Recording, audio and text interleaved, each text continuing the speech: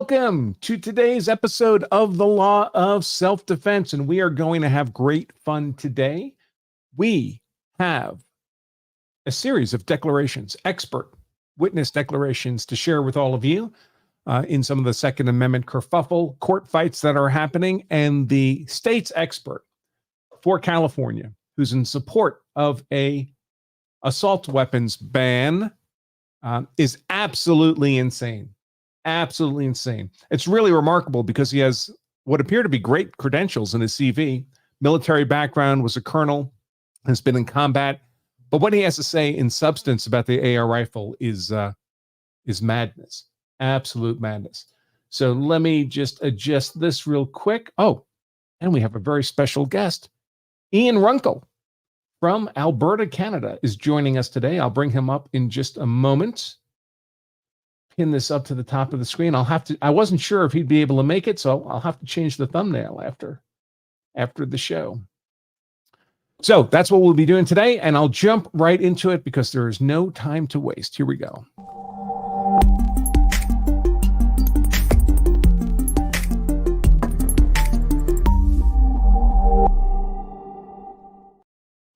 And let's get the sponsorship out of the way right away.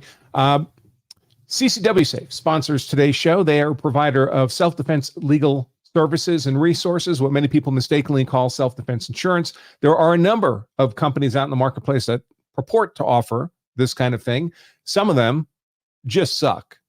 Some of them are okay. This one is the one I choose personally. I'm personally a member of CCW Safe. My wife, Emily, is personally a member. If you'd like to learn why they are my choice, why I trust CCW Safe, just point your browser after today's show to lawofselfdefense.com/trust, and I'll explain it all to you there. lawofselfdefense.com/trust. And now we have, let's pump you up there, Runkle of the Bailey, Ian Runkle from, of course, from America's Hat, from Alberta, Canada. I hope to see you later this summer, by the way. I'm still planning that motorcycle trip through Alberta and British Columbia. Awesome. I could take you for a very disappointing range trip because we are not allowed to shoot half the stuff that would otherwise be fun. But this is such a wild case. You do get to take those occasional trips to Texas, though.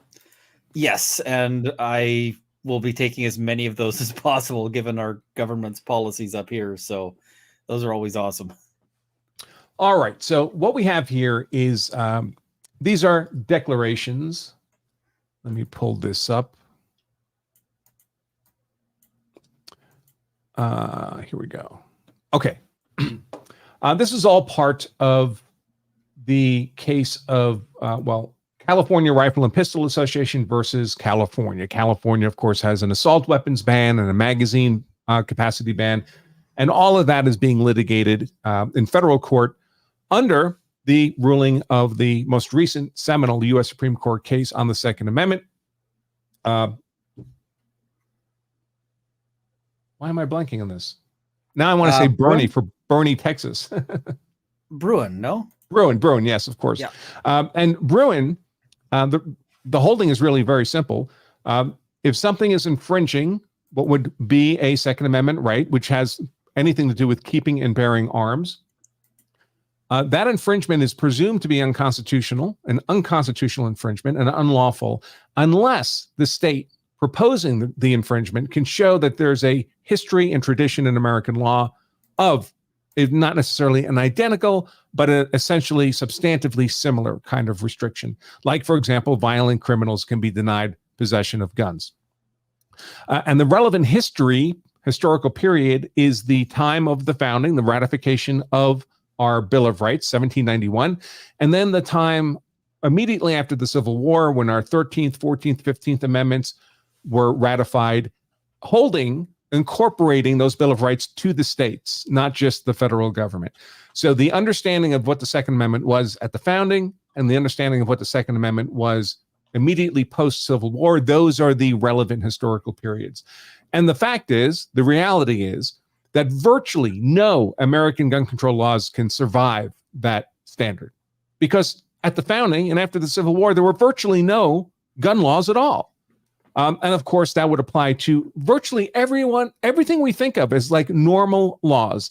Like, for example, that you can only buy a gun from an FFL, from a federal firearms licensed dealer. That didn't exist at the founding or after the Civil War, or that you can't have machine guns, or that you can't have something that's 50 caliber or destructive devices. The ATF, all of this, none of this has history and tradition. Concealed carry permits, licensing, background checks, none of this existed, either at the founding or immediately after the Civil War. So, of course, the gun control fascists are freaking out over Bruin. And this is one of the fits that California is having. And naturally, we have people on our side, pro-Second Amendment people, like California Rifle and Pistol Association, who I've covered many times before. They filed suit against California on the grounds that their assault weapons ban violates Bruin and therefore the Second Amendment. And California has brought as an expert witness this dude, Colonel retired Craig Tucker. And he is insane. Now, we're going to read through it. But Ian, you have any initial thoughts before we jump in? Well, I did a video talking about this, and one of the things I say in the start of the video is this guy sounds like he is a genuine, like war hero, etc. That doesn't necessarily mean he knows what he's talking about. And I sort of did that in part because I was expecting to see a lot of, a lot of military vets going basically, screw you.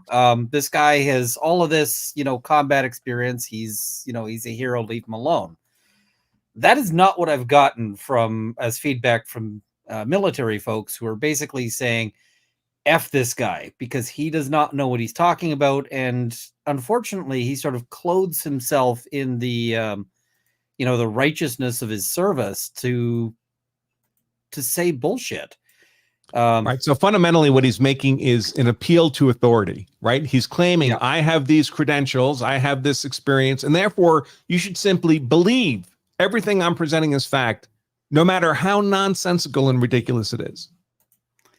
And, he's going to have some real winners in terms of nonsensical, ridiculous comments. All right.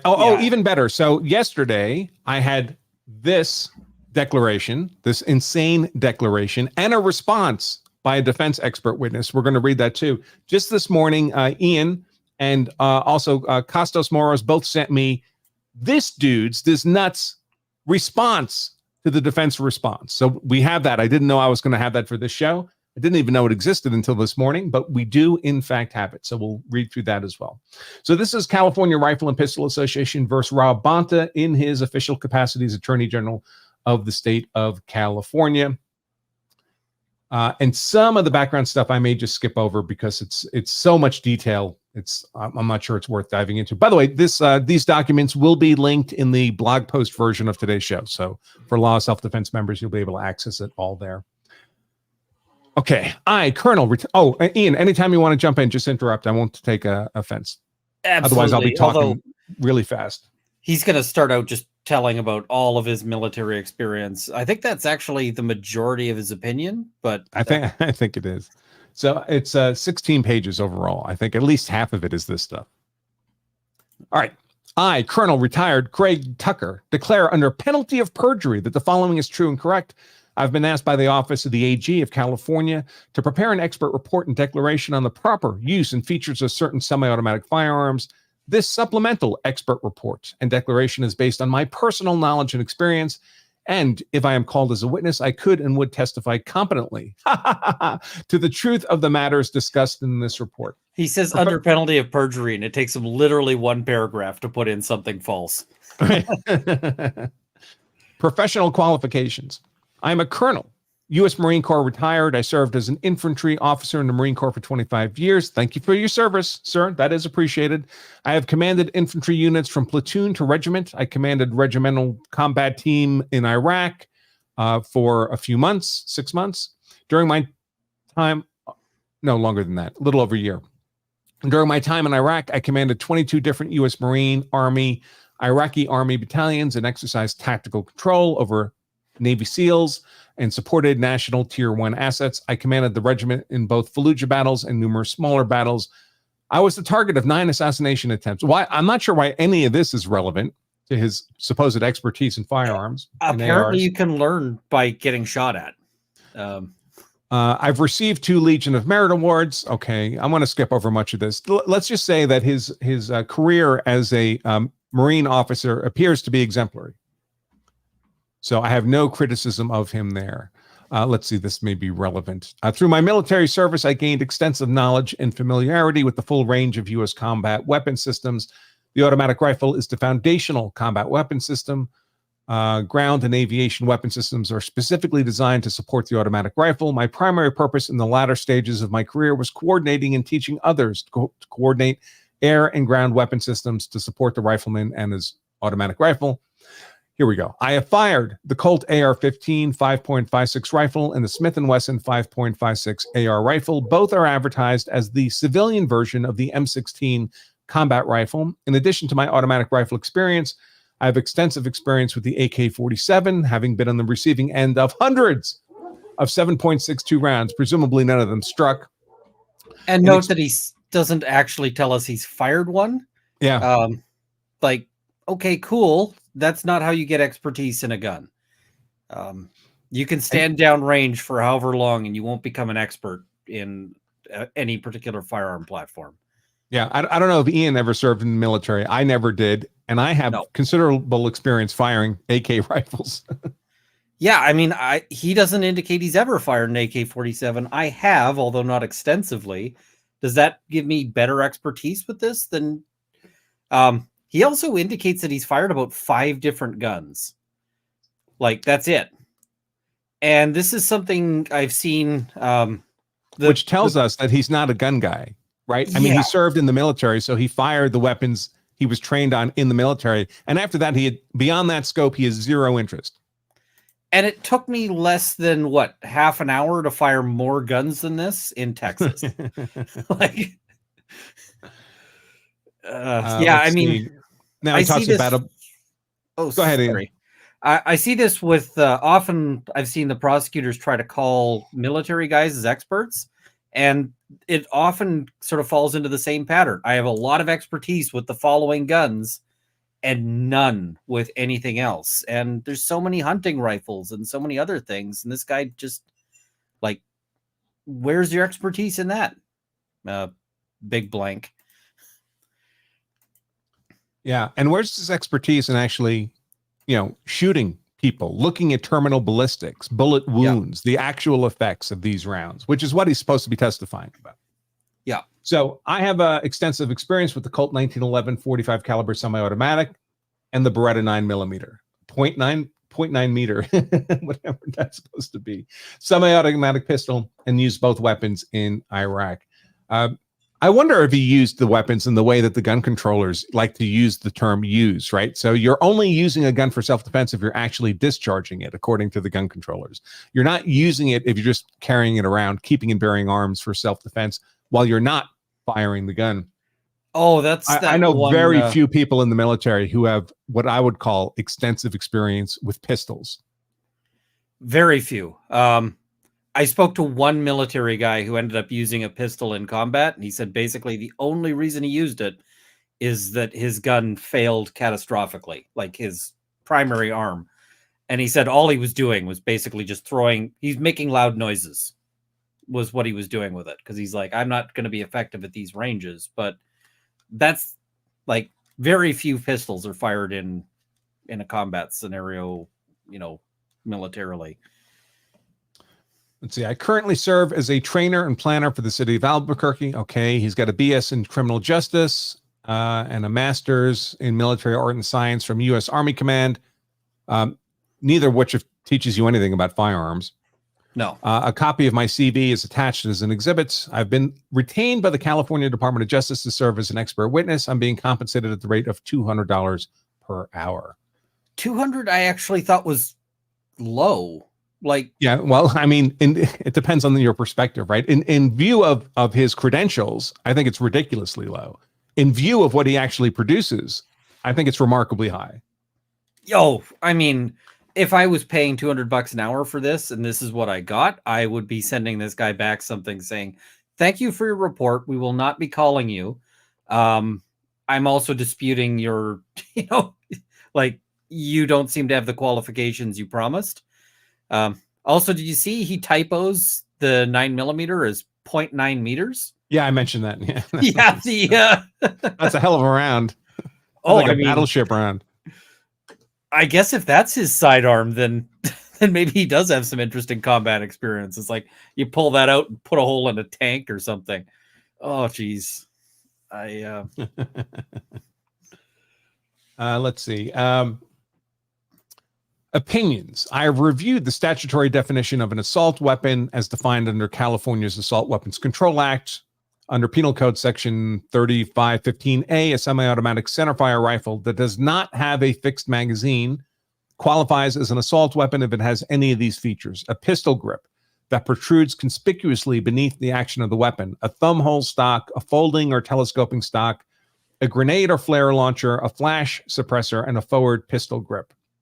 A semi-automatic centerfire rifle also qualifies as an assault weapon if it is equipped with a fixed magazine with the capacity to hold more than 10 rounds or has an overall length of less than 30 inches. I have also reviewed the list of rifles that qualify as assault weapons under California Penal Code, which have many of the same features and accessories. Now, one thing, I just skimmed this declaration before we came on the air, so I haven't read it closely. But one thing I did note is he keeps saying that these features make this gun more lethal, more capable of killing, more efficient at killing, and therefore it has no civilian purpose. It's only a weapon of war. But of course, a lawful civilian purpose is killing. Killing is not inherently unlawful. It all depends on who's doing the dying. So killing, obviously, in self-defense is a perfectly lawful activity. And in that context, there's no reason the defender would not want the most efficient means of defending himself. He basically breaks civilian use into three categories, which is sporting, hunting, and self-defense. And 2 out of 3 of those involve lethality being a good thing. If I'm shooting paper, I don't care. The third one places a high value on efficiency and accuracy. Like, you just, what round it is maybe doesn't matter if all you're doing is shooting paper, but being accurate fast, absolutely.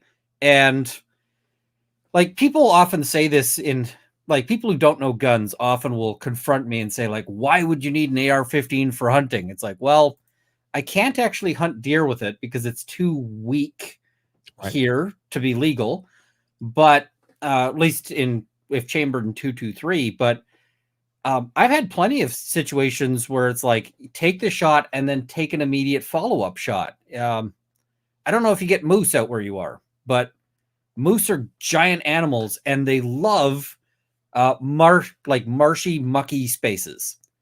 And as soon as they get injured or scared, where do they run to? Marshy, mucky spaces, because that's where they're king, right? They can move around in that no problem, and something like a wolf can't. The last thing you want to be doing is hauling a moose out of swampland that is up to your chest. And so if you hit a moose and it's not like dead, you want to hit that moose again so that it isn't running into like this horrible, soup. I want, like, the best hunting day is a day when you shoot something and it just drops into its own shadow. I don't want to be chasing it. I don't want to, why would you want that? And as you say, the 223 is so underpowered that many jurisdictions don't allow it even for just deer, which are not as heavy as humans. I don't know, but I knew Alberta and Nova Scotia don't allow it. Is it all of Canada? There are some places that don't restrict it, but I don't know of anywhere where it's recommended. And I know there's 10 U.S. states that don't allow it for deer hunting, don't allow the 223 for deer hunting because it's inadequately powered for even deer, much less people. Yeah. All right. And he's going to tell us how it's a super round now. Right. He writes, Colonel Retired Tucker writes, I am familiar with the features, accessories, and capabilities of rifles regulated by California's assault weapons ban. The AR-15, like the M4, is an offensive combat weapon system. Well, of course, any firearm can be an offensive combat weapon system. It could also be used for defense. The only difference, go ahead, Ian. Oh, I mean, people say assault, and assault is an action. There's plenty of situations where people have been attacked by people with, handguns as opposed to ARs. And there's plenty of situations where people have defended themselves. One that I think is going to be really, and I think people in the chat should sort of be thinking of, is Rittenhouse. Because Rittenhouse is he was found by a jury, defensive shooting. Self-defense. By the way, our military has also issued bayonets. So are knives now solely offensive combat weapon systems? You can't even have the knives at home in your drawer to cook with? Yeah, it's I mean, a lot of his arguments here are going to be contradicted by even just that one example. And yeah, it's frustrating to read this. All right, continuing now with Colonel Tucker. He writes, the only difference between the AR-15 and M4 is the AR-15 cannot fire on full auto. Continual shots fired in succession so long as the trigger is pulled, or burst mode, several shots fired in succession with a single pull of the trigger. A picayune difference that cannot serve to support a non-combat role for the AR-15. Well, millions of ARs are owned in civilian hands in America, and they're being used in a non-combat role. Yeah, they are. And I mean, I congratulate him on owning a thesaurus, but yeah. He writes, in my experience, soldiers are trained to set select fire weapons to semi-auto mode so that a single round is fired with each pull of the trigger. An M4 or M16 on full automatic is an area fire weapon. The auto rate of fire makes the weapon too difficult to control on a point target. Well, that all depends, of course. A rifle fire on full automatic is not aimed fire, uses an excessive amount of ammunition, and will damage the weapon if used too often. In fact, in my 14 months of combat, I did not once see an M4 or M16 fired on full auto. Semi-auto function is used almost exclusively in combat. When operated in a semi-auto mode, the AR-15 and M4 share the same rates of fire, the same maximum effective range, the same maximum range, use the same magazines designed for combat, and the same ammunition. And the AR-15... Did you see he pulls a little... so he mentions the AK-47 that he was pinned down with for however long. Right. You notice how he doesn't say he never saw that fired in full auto. Right. I felt like that's a key omission that was probably not accidental. Well, all of this, of course, is sleight of hand, because he's trying to suggest if something's suitable for military use, then it's by definition not suitable for civilian use. He's pretending that it's not a Venn diagram with overlapping circles. Well, and the other thing is, no military that I'm aware of like now issues a semi-automatic as its sort of main combat rifle, or there might be like special roles, like, a sniper or something like that using a semi-auto, but they all have a full auto capacity. Yeah. So like this whole thing of this is an irrelevant difference. It's like there is no military on the planet that doesn't actually consider this an incredibly relevant difference. And you just said that the backbone of every military is the automatic rifle.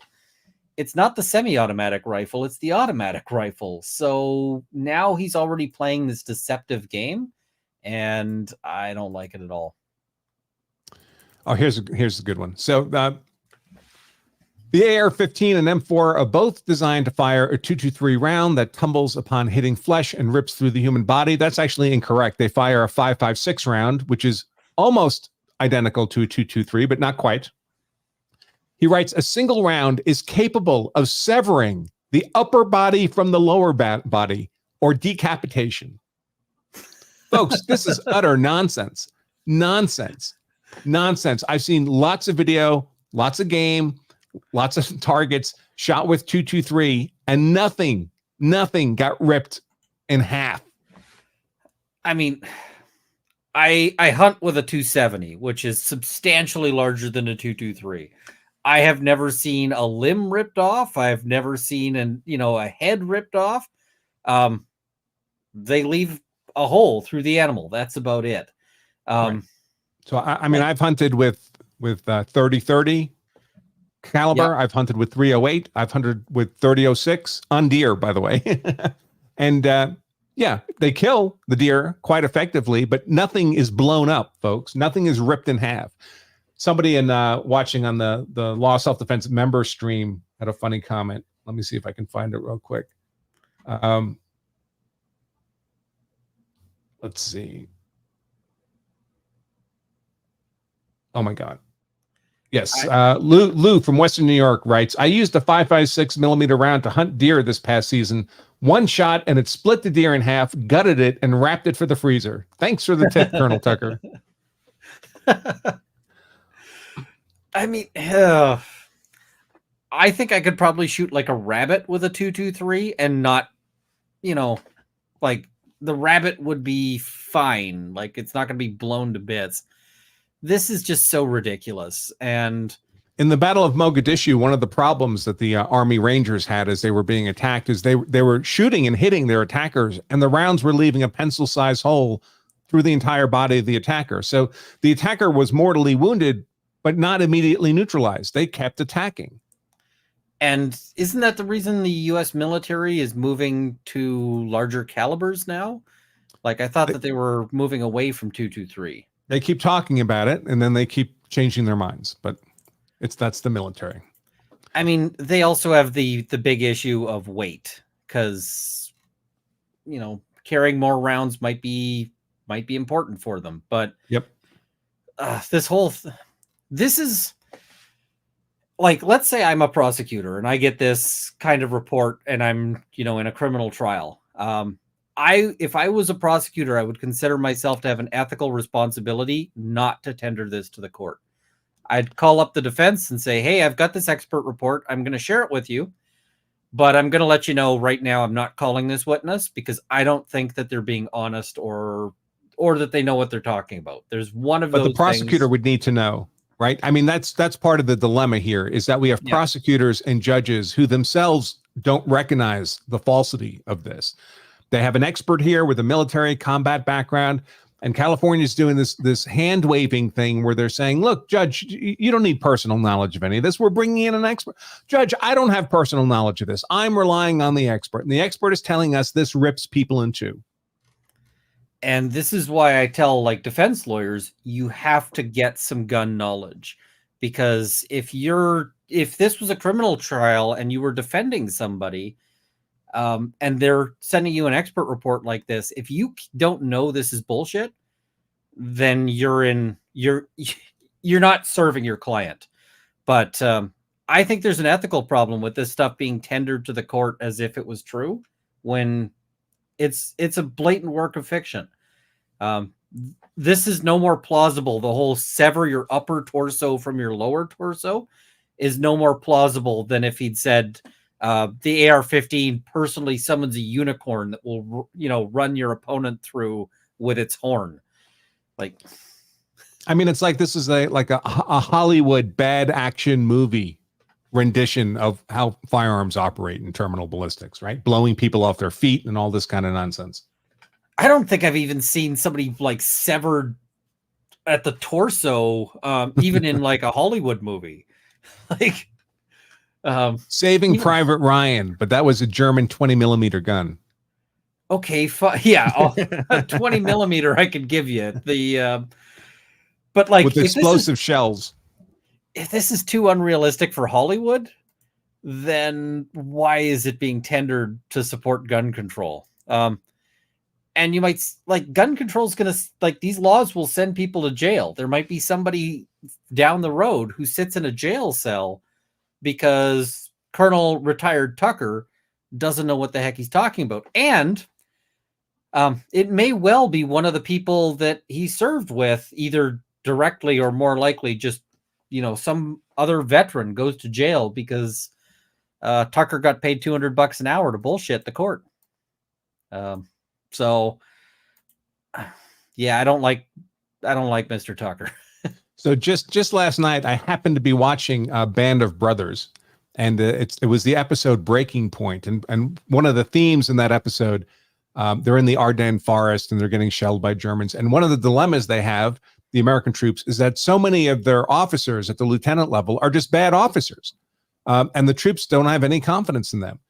So everyone I've ever met who served in the military has had acquaintance with the kind of officer that they do not respect That's just a hollow suit. And I wonder what the military officers who served with this fellow would say about him if you had a beer with him.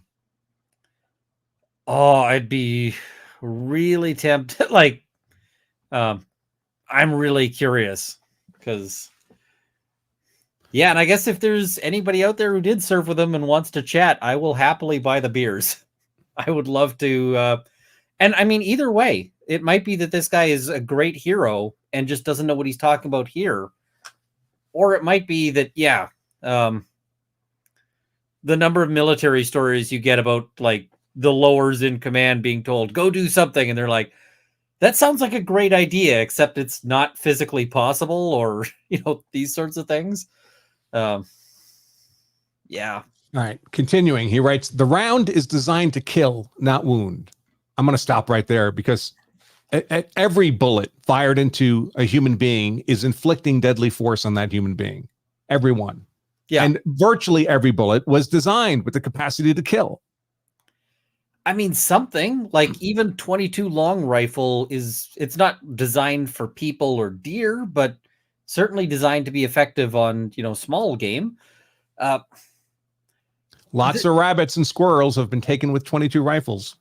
Oh, absolutely. And I mean, this notion that there should be like some sort of non-lethal, like, what are they? This seems to fall into the same category as people who are like, why didn't you just shoot him in the leg?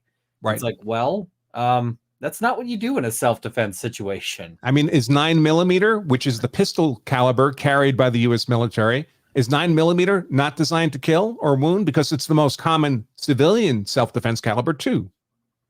And lots of people have been killed with a 9mm. And again, killing is not inherently unlawful or immoral. It depends on who's doing the dying. Yep. Oh, this is another rich one that blew my mind. And he continues writing, both the AR-15 and M4 contain barrel rifling to make the round tumble upon impact and cause more severe injury. The truth is the opposite, folks. The barrel rifling stabilizes the round. That's what happened in Mogadishu. The rounds were too stabilized. You actually have to design the bullet in a particular way so that it imbalances and tumbles on impact, that it can overcome the stability of the barrel rifling. Yeah, he gets like the purpose of rifling dead wrong. And this is just like a basic failure. This is the equivalent of somebody saying, oh yeah, a bicycle has 3 wheels. And it's like, well, no, that's not by definition. Bicycle 2 wheels. Right. Bicycle has skids. Yeah, it's like he fails to identify the function of a very basic part. And like, this is the problem with use versus study. And use is great. But a lot of the times what you're looking for in an expert is study. And so somebody who's studied the issue. I have eaten beef for my entire life. I would not say I'm an expert with respect to cows. Either they're veterinary, like how to treat cow illnesses, how to take care of a cow, any of that stuff. And it doesn't matter how much beef I eat. I will never become an expert in, cow physiology, cow behavior, any of this stuff. And this is his entire argument is I've eaten a lot of beef. So congratulations, sir, but you are not an expert. And you're in fact, I know children at the range with better knowledge than this guy has.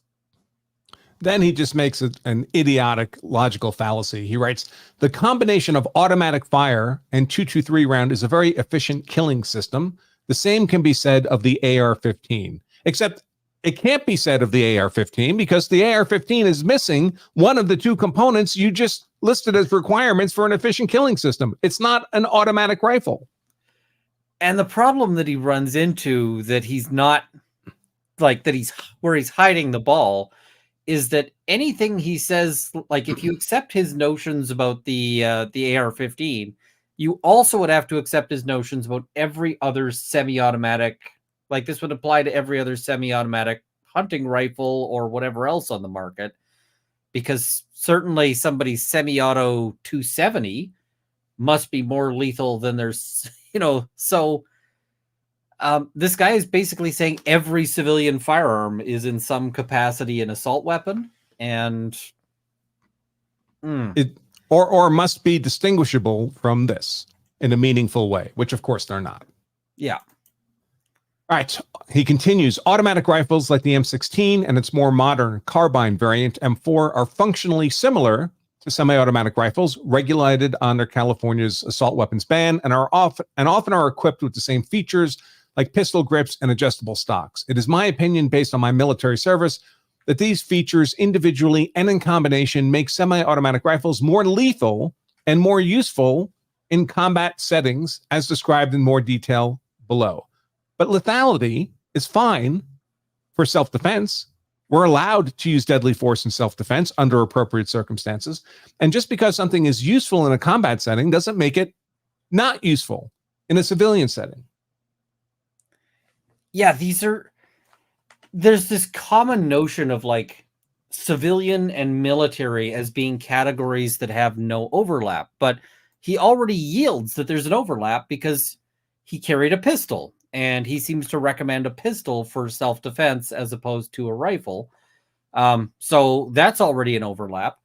There are combat shotguns. They're maybe not the most heavily used thing, but they exist. A lot, and the exchange of technology between civilian uses and military uses has been throughout history, and it goes both ways. And again, no one's compelled civilians to buy an AR rifle, right? So literally in America, millions upon millions of people have non-combat people, civilians, have chosen to purchase the AR-15 because they believe it has utility in competition, in hunting, and in self-defense. And that collective judgment of millions of people making individual economic decisions on which platform to buy in a firearm, that means nothing compared to Colonel Tucker's so ill-informed opinion here. Yeah. I think it takes this guy could have contradicted himself with like a 30-minute range trip. So I'm horrified that he's willing to put this down under penalty of perjury. All right. Now, of course, California has asked them to step through each of the cosmetic or mechanical features that they believe characterizes an AR rifle as a basis for why it should be banned. Detachable magazines. In order to qualify as an assault weapon under California law, the rifle must have the capability of accepting a detachable magazine. Detachable magazines improve the killing efficiency of automatic rifles. Again, killing is not inherently unlawful or immoral. So a relevant point. People acting in self-defense are also privileged to kill their attackers efficiently. Allowing the combat rifleman to efficiently carry a combat load of 120 rounds in 4 30-round magazines, to rapidly change magazines in combat, and to increase killing efficiency by significantly reducing reload time. Changing magazines during intense combat is the most important individual skill taught to Marines. During intense combat, the detachable magazine provides a rifleman the capability to fire 120 rounds on semi-automatic in 3 minutes at a high sustained rate of 45 rounds per minute. In a civilian self-defense context, by contrast, an individual would not have a need for such a high rate of fire. The most important combat skill is changing mags, apparently. More than land navigation? More than like accuracy in fire, clearing stoppages. I can think of a whole bunch of other skills that are pretty essential. I mean, in his case, which end of the crayon to eat? I shouldn't disrespect his service, but when he uses his service to push bullshit like this, he makes himself not worthy of respect. The problem is that, you throw rocks at this guy, you end up throwing rocks at other people who aren't this guy. And that's part of the reason this is pissing me off so much, is that there's a ton of people out there who have served who deserve better than to have this guy wave their flag to spread this stuff. And of course, sometimes a person is acting in lawful self-defense against a large number of attackers. Yep. Very similar to a combat scenario. Again, you mentioned Rittenhouse. This was happening in Rittenhouse. A huge number of people were chasing Rittenhouse down the street. I saw a video of an attempted home invasion in Toronto just recently. It had 4 dudes trying to storm a door, and they were ultimately defeated by a good door, which is a good thing. But if they get in, that's 4 guys. And the other thing he misses, he'll talk about self-defense here as if everyone is a decorated combat veteran. But the person who's doing self-defense might be, I've read cases of home defense with an AR-15 by a 10-year-old. I've read cases that were home defense by like a grandmother. The number of cases of home defense by women who are victims of domestic violence, where like they break up with a guy, the guy doesn't take it well, the guy shows up at their house with with a shotgun, and she takes the shot with an AR. I'm like, you are allowed to defend yourself even if you are not John Wick. You're allowed to defend yourself even if you're not John Q. Badass. And so self-defense needs to be accessible to somebody who might have just bought the gun because their ex is threatening them, and they've had time to put like 10 hours in at the range to learn to change a mag and get vaguely on target. That person needs self-defense as well. So, yeah. I mean, I've been practicing law for 33 years, focused just on self-defense cases, and I can count on one hand the number of lawful self-defense shootings where the defender was what I would consider highly trained and qualified in the use of a firearm. 99.99% of defensive uses of firearms, the person defending themselves has effectively zero training in the use of that gun. They know just enough not to shoot themselves and how to point it in the right direction to make it go bang. That's it. And the other thing is that a lot of people who think they're good with a gun aren't good with a gun when it comes down to stress. And this applies, by the way, to police and military too. So one of the most common things I've experienced in my competitive shooting career is cops and soldiers coming to the range to have their first competition and getting their asses handed to them by a bunch of fat accountants and lawyers.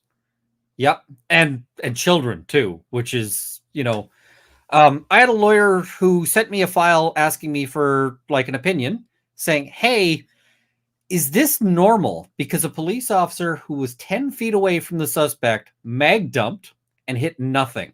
Yep. And they sent me only a partial segment of the file. And I said, okay, you haven't sent me the whole file, but I'm going to bet that first round was by the officer's feet or about a foot off. And they said, how'd you know? And I said, this is a real common mistake. This is an officer who's trained at the range, but has never trained under stress, under panic, under time pressures. And so they drew, and because they're in a panic moment, they were firing as soon as that gun was clear of the holster. It's a miracle they didn't shoot themselves in the leg. And they just put, like, hammering that trigger, and they just sweep upwards and miss the person entirely. This happens in self-defense shootings. You get people who shoot at close ranges and hit nothing and then mag change. I've seen it well under 6 feet, almost contact distance. A cop gets into a gunfight with a suspect, and they're both doing mag dumps at each other, and neither one of them hit the other person. And this is police who have like at least some experience with like stressful situations with all of these things. The average civilian doesn't. The average civilian has never faced off against somebody who's pulled a knife, or never faced off against somebody who is, who they're about to get into a physical altercation with. Even just like, I thought I was a decent shot, and then I went and did my first 3-gun match, and the excitement of running around, the adrenaline from running, I get to a target, I'm right close to the target, and I'm just not putting rounds on it. Even standing there, like trying to put rounds on it. I have video footage from I did a brutality match, and after carrying something heavy, I couldn't even operate the gun in the sense of I didn't have the muscle strength left to hold it tightly enough to get, like, because it was, the stage required a one-handed shot. I was firing, and because I had no muscle strength left, because I'd also had to carry a heavy object just prior to that, I had to manually cycle each time. I didn't have the stability. Self-defense is messy. It's ugly, and it involves inexperienced people in the worst possible shooting situations. They need the best possible equipment for it. And all these things he's going through, the magazine, the pistol grip, which we'll get to now, that make this AR platform more efficient at killing. That's good for self-defense too, right? The AR is much easier to shoot accurately and with the rapidity required for self-defense. And that's good for civilian self-defense use, because what's the alternative? That the defender dies because they can't use the weapon efficiently, or bystanders die because the weapon's harder to control? I can assure you, a pistol used in self-defense is much more difficult to hit accurately than is a long gun like an AR. Yeah, and people also overestimate the stopping ability of walls. If a bullet hits a stud, it's going to stop. Probably. But if a bullet hits drywall is incredibly good at not stopping bullets. In fact, it is very good at packing the hollow in a hollow point. And so you'll see bullets that have been fired through drywall will often function, after that as if they're full metal jacket, even though hollow point, because the drywall just packs it full and it just travels through. Every bullet fired lands somewhere. Yeah, they never miss. Yeah, they hit something. They hit something, and I would much rather that every bullet fired at a violent aggressor lands in the violent aggressor, if possible. All right, let's hear about pistol grips here. So again, he does this appeal to authority stuff. I am a 15th award expert on the M16 and M4. I carried an M4 every day for 14 months. During my time in command, I used an M4 in combat. I killed with it. None of this is relevant to the claims he's going to make now, because none of it goes to the design, the engineering, the purpose of a firearm. Every soldier's carrying a gun. Just because you're carrying something doesn't make you an expert on what its features are intended to do, but he claims that expertise. First, the pistol grip allows the rifleman to pull the rifle into her shoulder. Nice use of feminine pronoun there. With each shot, her shoulder, like pick a lane, pick one, right? An action which increases stock weld, reduces semi-automatic, automatic recoil, and reduces muscle barrel rise. Stock weld or cheek weld refers to the firmness of the contact between the rifle stock, the shooter's cheek, and the shooter's shoulder. A firm stock weld is required for effective semi-automatic and automatic rapid fire. So then we would want it on civilian guns used for self-defense, right? I mean, if it's required, wouldn't we want something that helps that requirement? And it's also not just for semi-automatic and automatic rapid fire. It's for any aimed fire. You want a good cheek weld. Like, when I'm hunting with a bolt action rifle, I'm not going, I'll just kind of like hold it up. Float your head up. Like, no, I'm pressed in. I'm, and I want that stable platform. I don't think this guy's ever gone hunting. He's had somebody explain to him what this feature, like why this is on his gun, and he's never actually put any thought into it, because but accuracy can't be used in a civilian gun. What? He writes, absent any pistol grip, a semi-automatic rifle would be difficult to operate when fired rapidly. Well, this is obvious nonsense, because there's plenty of semi-automatic rifles out there that don't have a pistol grip that can be operated just fine in semi-automatic mode. And also, but he says the why rifle would barrel, difficult be a good thing? right? Why would we want a gun used for lawful self-defense to be difficult to use. He writes, the rifle barrel would seesaw up and down with each shot fired in succession if it didn't have a pistol grip. Second, the pistol grip functions as a hand rest to reduce hand-finger fatigue during long combat engagements. Again, just because something has a feature for military use doesn't mean it's unsuited for civilian use. Both actions increase the killing efficiency of automatic rifles, but we're talking about semi-automatic rifles and are necessities in sustained combat operations of weeks or months when firing a rifle rapidly. You know what else is a necessity of sustained combat operation? Food and water. So can we ban those too? I mean, I think that a lot more wars have been lost for lack of food and water than have been lost for lack of a pistol grip. Yeah, I mean, we did a pretty good job defeating the Nazis in World War II without a pistol grip rifle. Yep. Forward pistol grip. The forward pistol grips provides leverage to tighten a stock weld on a short barrel automatic weapon and reduces recoil. No, it doesn't. And barrel rise. No, not really. Forward pistol grips were added to the M4 to increase M4 killing efficiency. Again, as if killing efficiency were a bad thing in a self-defense context. And the thing is this is also like, I don't have forward pistol grips on most. I think I've got a forward pistol grip on one gun. Like it's not really a super relevant feature. It doesn't make it. It doesn't make a gun into like some sort of super gun. It's just like, okay, do you want this? Does it feel good ergonomically when you're shooting it? I don't have forward grips on any of my ARs. I just never took to them. Yeah. All right, folding stock. A folding stock causes weapon instability. Does it? For that reason, folding stock automatic rifles, but we're talking about semi-automatic rifles, are designed for military personnel whose primary weapon is vehicle or air-mounted, who may be required to escape from a mangled vehicle or who may need to abandon a destroyed weapon system and need a substitute weapon for offensive combat. Also, because if they're easier to carry in vehicles because they have a folding stock, why would that not be a benefit to a lawful defender in a car in America? Or in a house. Or in a house, right? Because, like, you got an apartment. You got a cheap apartment. You got to navigate that apartment, you know, to deal with some sort of threat. You might not want a gun that is, like, 4 feet long. And the military normal M4 has a collapsible stock, which effectively serves to shorten the weapon.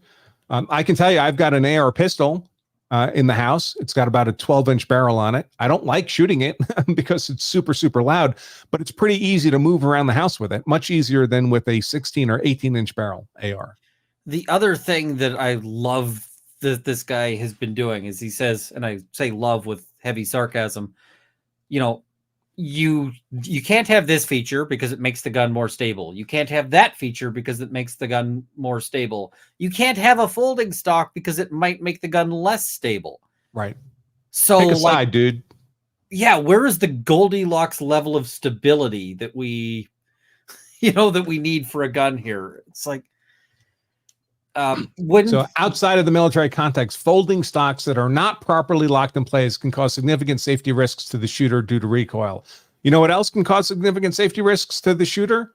Like poor maintenance of a firearm, using the wrong caliber round in a firearm, pointing the muzzle in an inappropriate direction.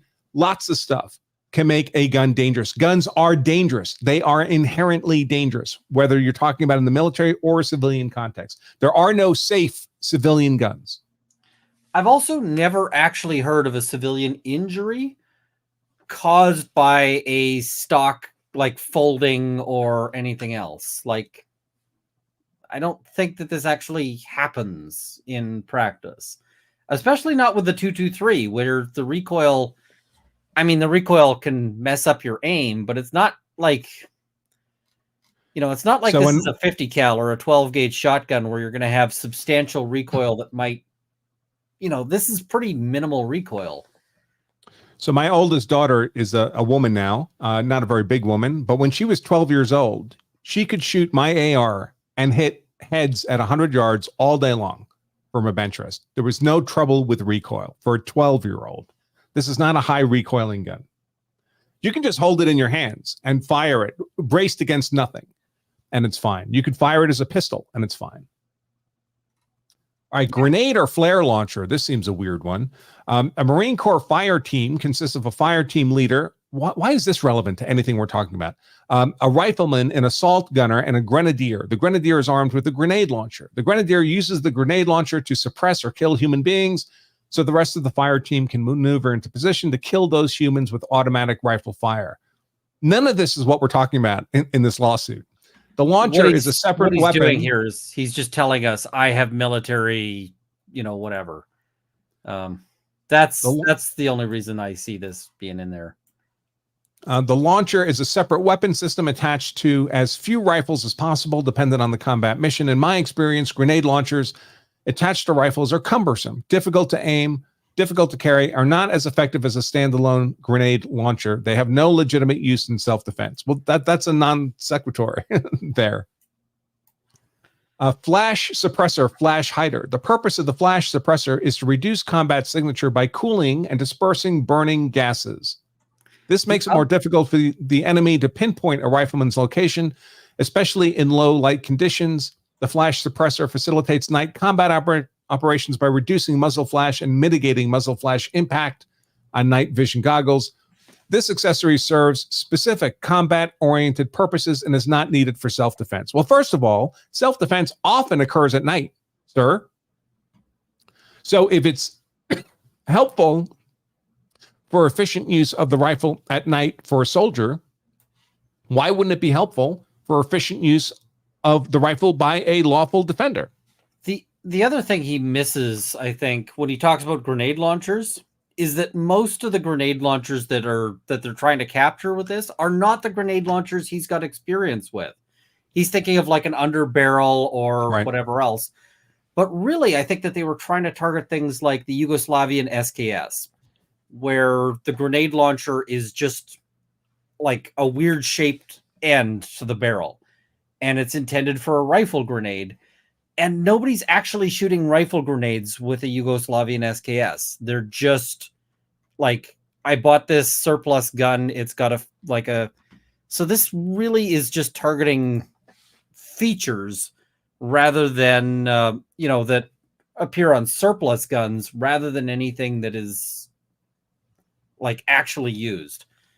Well, so I think it reflects the core driver behind gun control generally. It's a very feminine view of the world. It's emotionally driven, right? It's not rationally driven.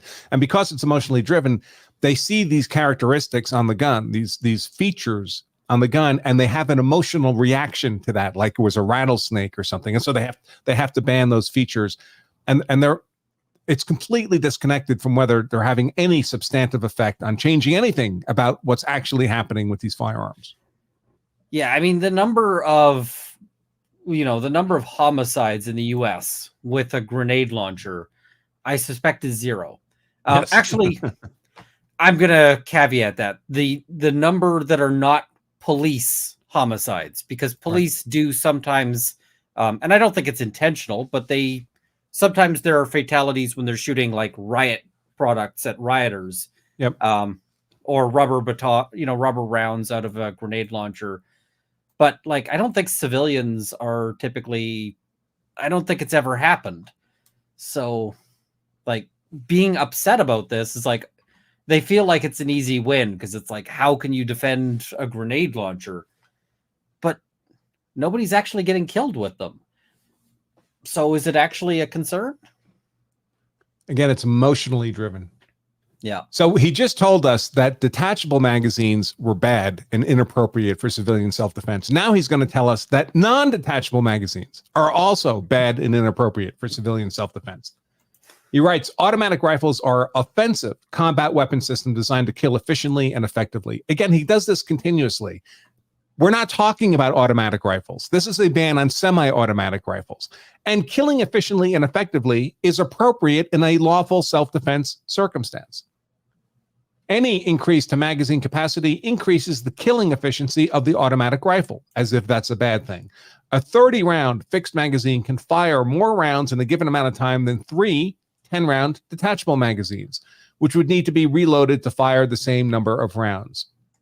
The magazines would need to be changed, not reloaded, slowing down the rate of fire. Similarly, a 100-round drum magazine can fire more rounds in a given period of time than 10 10-round detachable magazines.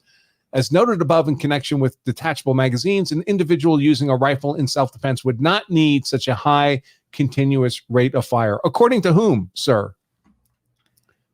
I also love stating that as some kind of absolute fact. Yeah, I also love that he calls out like a drum magazine, because I don't know anybody who really likes drum magazines. Drum magazines tend to have this, tend to have a very high rate of failure. And so, like, okay, and they're a pain in the ass to load. Yeah, like people aren't running around with drum magazines. I've never seen a drum magazine used at like a competitive match.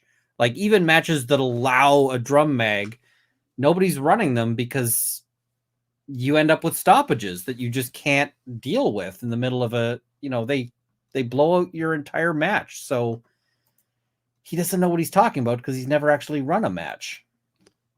And they're not issued in the military. No. So he wouldn't have any experience with them there. All right. The AR-15 is an offensive combat weapon system, no different in function or purpose than an M4. Well, that's just a false statement on its face because it's only semi-automatic and the M4 is fully automatic. So there is a difference in function.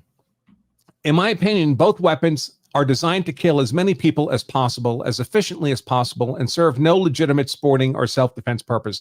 Are he saying that the U.S. military uses their M4s only to kill everybody, as many people as possible? Because that's not my understanding of how the U.S. military operates.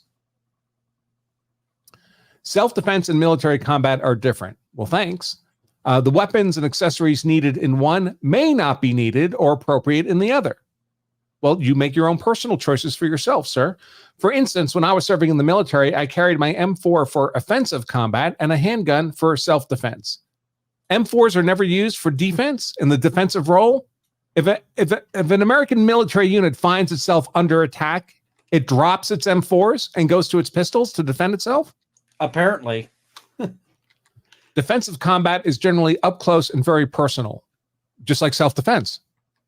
Yeah. At that range, it is very difficult to use a rifle as a defensive weapon, except as a blunt force instrument. I guarantee you, there is not a combat vet in the world who elected to drop his rifle to go to the pistol when the rifle was operating, no matter how close the enemy was.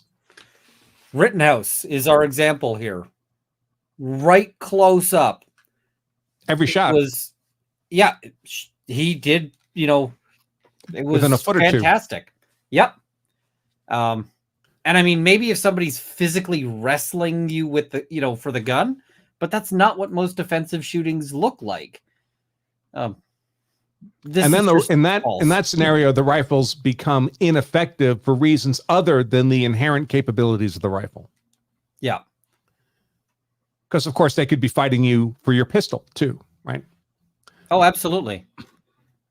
He writes, my 9mm pistol was the self-defense weapon of choice, and we were trained to expend only 1 to 2 rounds per adversary in pistol combat. The features identified in California Penal Code, blah, blah, blah, enhance the lethality of both semi-automatic and automatic rifles and are most appropriate for combat applications when used in conjunction with those types of weapon systems. I declare under penalty of perjury that the foregoing, well, it's not the foregoing, is true and correct. January 6, 2023, Colonel retired Greg Tucker, and the rest of this must be his CV, I presume. Yeah, okay, so we don't need to read that. You already told us about it at length. So let's go to the defense response by Buford. What a great name. J. Buford Boone, expert witness rebuttal of I what love we his just name. read. It's amazing. Assignments. So this is for the defense. He's for the yeah, he's responding. A lot of the parties have changed here, folks, so don't get confused by that. So Becerra was the California Attorney General before Bonta was elected, and they don't always update these headers here. It's really just the California Attorney General, whoever that may be, as an individual who's being sued. California is being sued. So Buford writes, I've been asked by counsel for the plaintiffs in the above matter to provide my opinion on statements made concerning, quote unquote, I love how he puts it in quotes, assault weapons and features that California uses to define the same in the supplemental expert report and declaration of Colonel retired Craig Tucker. He's being compensated for his time at the rate of $700 an hour. So more than triple what the Colonel was getting. And it's worth it. My compensation is not contingent on the results of my analysis or the substance of my testimony.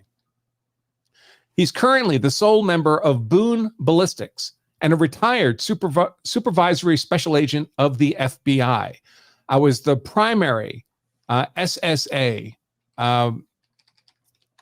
senior special agent is what that stands for, with oversight of the FBA ballistic research facility. I've been there. I've been there. How funny. It's the FBI test when they pick their, I always tell people when they ask me what bullet should I carry in my gun, if it's a 9mm, just look at what the FBI is carrying, because they test every round on the market rigorously in choosing which one they're going to issue to its agents. So FBI, so this is a guy who actually does ballistics work for a living at the highest possible level. Didn't just serve in the military and carry a rifle around. And I mean, he's going to have less combat experience, but he's going to have a lot more actual knowledge. Technical knowledge, right? Yeah. As the member of Boone Ballistics, I've been employed as an expert witness in civil and criminal cases. Additionally, I've been employed as a consultant in civil and criminal cases. I teach internal, external, and terminal ballistics, including selection of ammunition and weapons for efficiently incapacitating an aggressive human adversary. I like that phrasing because it applies both to combat and to lawful self-defense. Mm-hmm. I have lectured on the applicability of the Hague Convention of 1899 to the selection of ammunition for use by the U.S. military. I conduct time-of-flight testing to better document small arms projectile flight as it applies to the use of a ballistic coefficient to predict projectile impact at long distances. Listen to all this technical terms of art dealing with actual ballistics and how bullets function. Prior to my first full-time law enforcement employment, I served as a reserve police officer or deputy sheriff in Alabama, in Colorado, Trinidad, Colorado, the sex change capital of the world. Back in the day, now I guess they do that stuff everywhere. Approximately May of 1988, I was hired as a police officer in Alabama. I was subsequently offered a position as a special agent of the FBI in July of 1988. I began employment with the FBI. That's also July. I was graduated from the FBI Academy in October 1988. My first duty station was New Haven, Connecticut. I've maintained an interest in firearms all my adult life. I have shot competitively. My firearm scores at the FBI Academy were sufficiently high to allow me to attempt the possible club. I was successful on my first attempt. To shoot a possible, agents must fire a perfect score on a very difficult course. Though there were in excess of 10,000 agents in 1988, my possible was approximately number 1,198 in FBI history.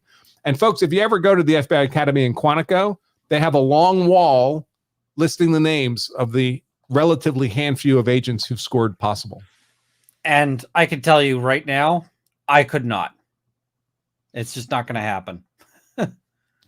Upon arrival in New Haven, I was assigned to the reactive squad conducting bank robbery, and fugitive investigations. I later served as the fugitive coordinator for the New Haven division. I was named Detective of the Month by the Bronx Homicide Task Force for the capture of an America's most wanted fugitive. I successfully completed FBI firearms instructor school in July of 1989. This qualified me to teach firearms to field agents. Only a year after he became a special agent? Wow, that's really fast. I have one of my best friends was a peer of this guy's. I don't know if they knew each other. And my friend is a competitive shooter, FBI agent, but it was, I think, 10 or 15 years of effort for him to get assigned to Quantico as a firearms instructor. I was transferred to the Organized Crime Narcotics Squad in 1990, participating in investigation of drug gangs. These investigations typically involve significant amounts of surveillance, electronic monitoring, the service of multiple search warrants. I also participated in organized crime investigations. I've participated in multiple arrests in urban and suburban areas. I was named the principal firearms instructor of the New Haven division of the FBI in November 92. I maintained that position until I transferred to the firearms training unit at the FBI Academy Quantico. As principal firearms instructor, I oversaw all firearm and defensive tactics training of the 90-plus agents of the New Haven division. I coordinated training sessions for all firearms issued to general agents. This included revolvers, pistols, carbines, and shotguns. It also included coordination of deadly force training with the principal legal advisor. During my time as the primary firearms instructor, the FBI transitioned from revolvers to semi-automatic pistols. The training for this transition was my responsibility for the New Haven division. In September 1989, I was admitted to the FBI New Haven Special Weapons and Tactics Team as a sniper observer. I successfully passed both the 2-week sniper observer and the 2-week basic SWAT courses at the FBI Academy. I served operationally on the New Haven SWAT team until my transfer to the FBI Firearms Training Unit at Quantico. In March of 96, I was promoted to a position as a term GS-14 firearms instructor at the FTU in Quantico. During this assignment, I performed line and firearm instruction of agent trainees. I provided or oversaw line and combat instruction on handguns, carbines, and shotguns. I also provided judgmental instruction utilizing Firearms Training Simulator, FATS, equipment. The FATS training was used primarily to teach agents when the use of deadly force was appropriate and when it was not. I was transferred to the Ballistic Research Facility of the FTU on April 97. I maintained my position at the Ballistic Research Facility for more than 15 years. Retiring in August 2012, I received a permanent promotion to Supervisory Special Agent in September 97. The Ballistic Research Facility has responsibility for testing and evaluating all ammunition used operationally by the FBI. The BRF was created following a 1986 shootout in Miami, folks, very famous, wherein a subject was fatally injured by FBI projectiles but continued fighting and ultimately killing 2 agents after receiving the quote-unquote fatal wound. He was shot in the heart, folks, the bad guy, and then killed 2 more agents. A thorough investigation revealed the primary cause of the failure to rapidly incapacitate was the projectile's lack of sufficient penetration in the subject's body. It stopped short of the heart. I'm not sure about that. This investigation spawned research into the mechanics of wound ballistics. Ultimately, the research led to the creation of a scientifically repeatable method of comparing the potential effectiveness of individual cartridges. The resultant test has been referred to as the FBI method. The Ballistic Research Facility published a test findings available upon official request of law enforcement and military agencies. The BRF became the most trusted source of ballistic information in the law enforcement and military community. That's true. Nobody tests like the FBI tests. They put so much, they do so much testing and research. It's insane.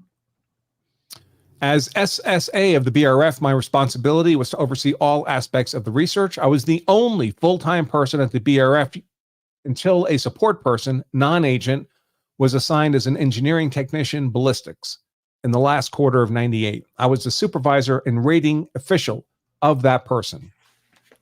As SSA, I performed or directed all functions of the BRF.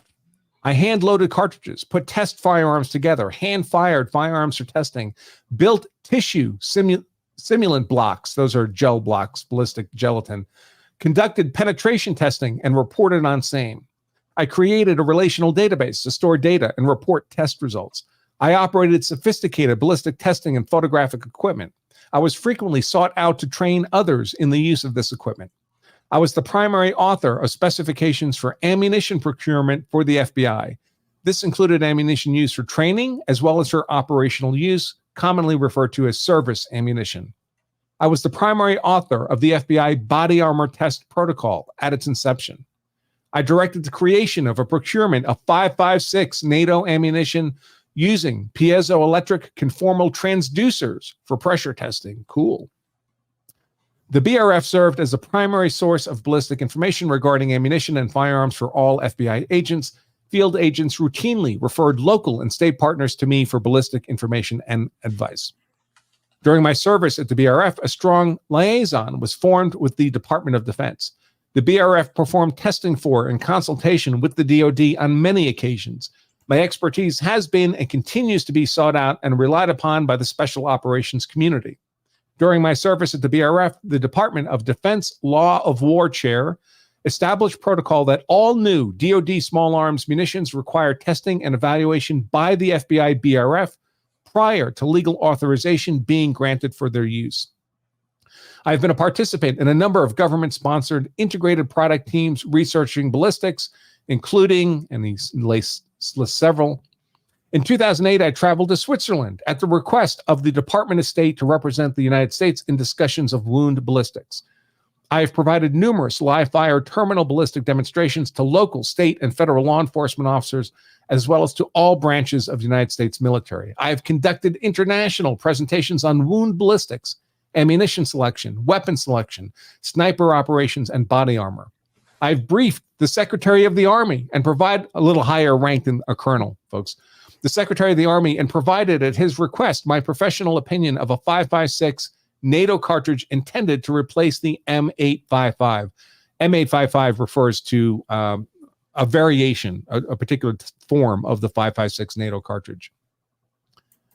I have functioned and continue to as the primary instructor of 57 basic law enforcement sniper observer schools. Approximately 1,091 students have successfully completed this course under my instruction. I consistently received high performance ratings in the FBI. I received the highest possible outstanding each of the last 4 years of my service. I've received numerous letters of commendation and performance awards.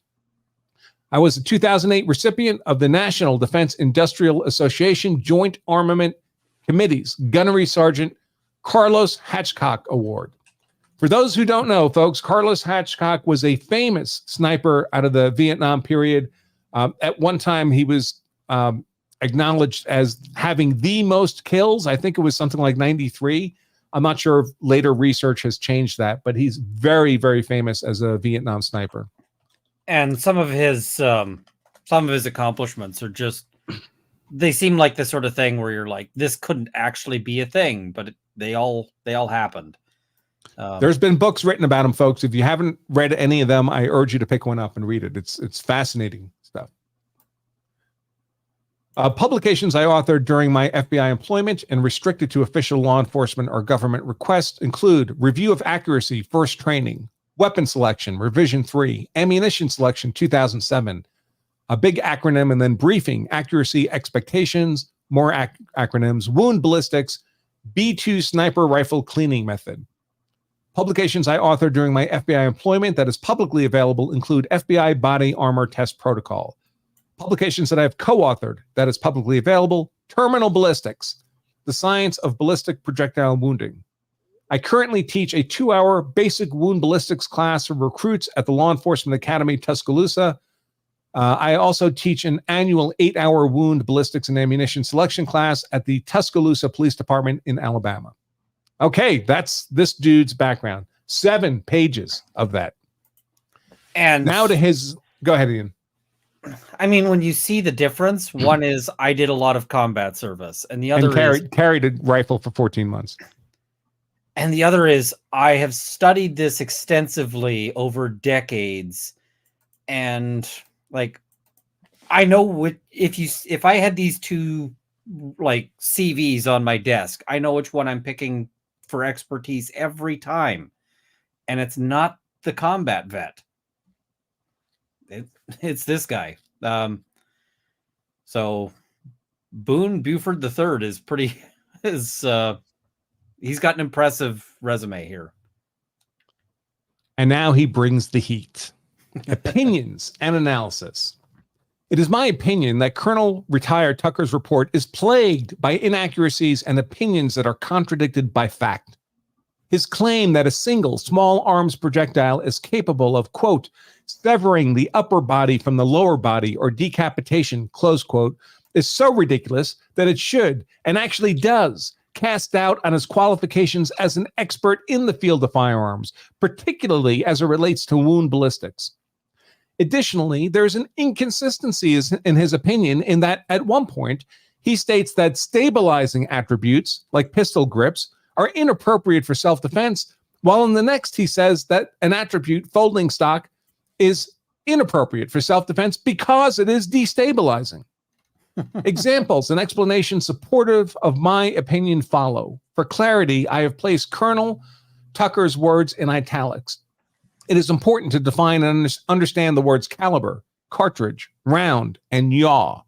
Appropriate definitions can be found in the glossary and the website of the Sporting Arms and Ammunition Manufacturers Institute, SAMI. So SAMI in the U.S. at least is the organization that defines the specifications for all ammunition, pressures, length, overall length, all that kind of stuff. Caliber is a term used to designate the specific cartridge or cartridges for which a firearm is chambered. Firearms, the approximate diameter of the circle formed by the tops of the lands of a rifled barrel. Oh, so he's defining caliber. I'm not sure what he's trying to say here, actually, but the approximate diameter of the circle formed by the tops of the lands of a rifled barrel, often expressed in hundredths of an inch, 0.38 caliber, or millimeters, 7 millimeter caliber. Ammunition, a numerical term included in a cartridge name to indicate a rough approximation of the bullet diameter.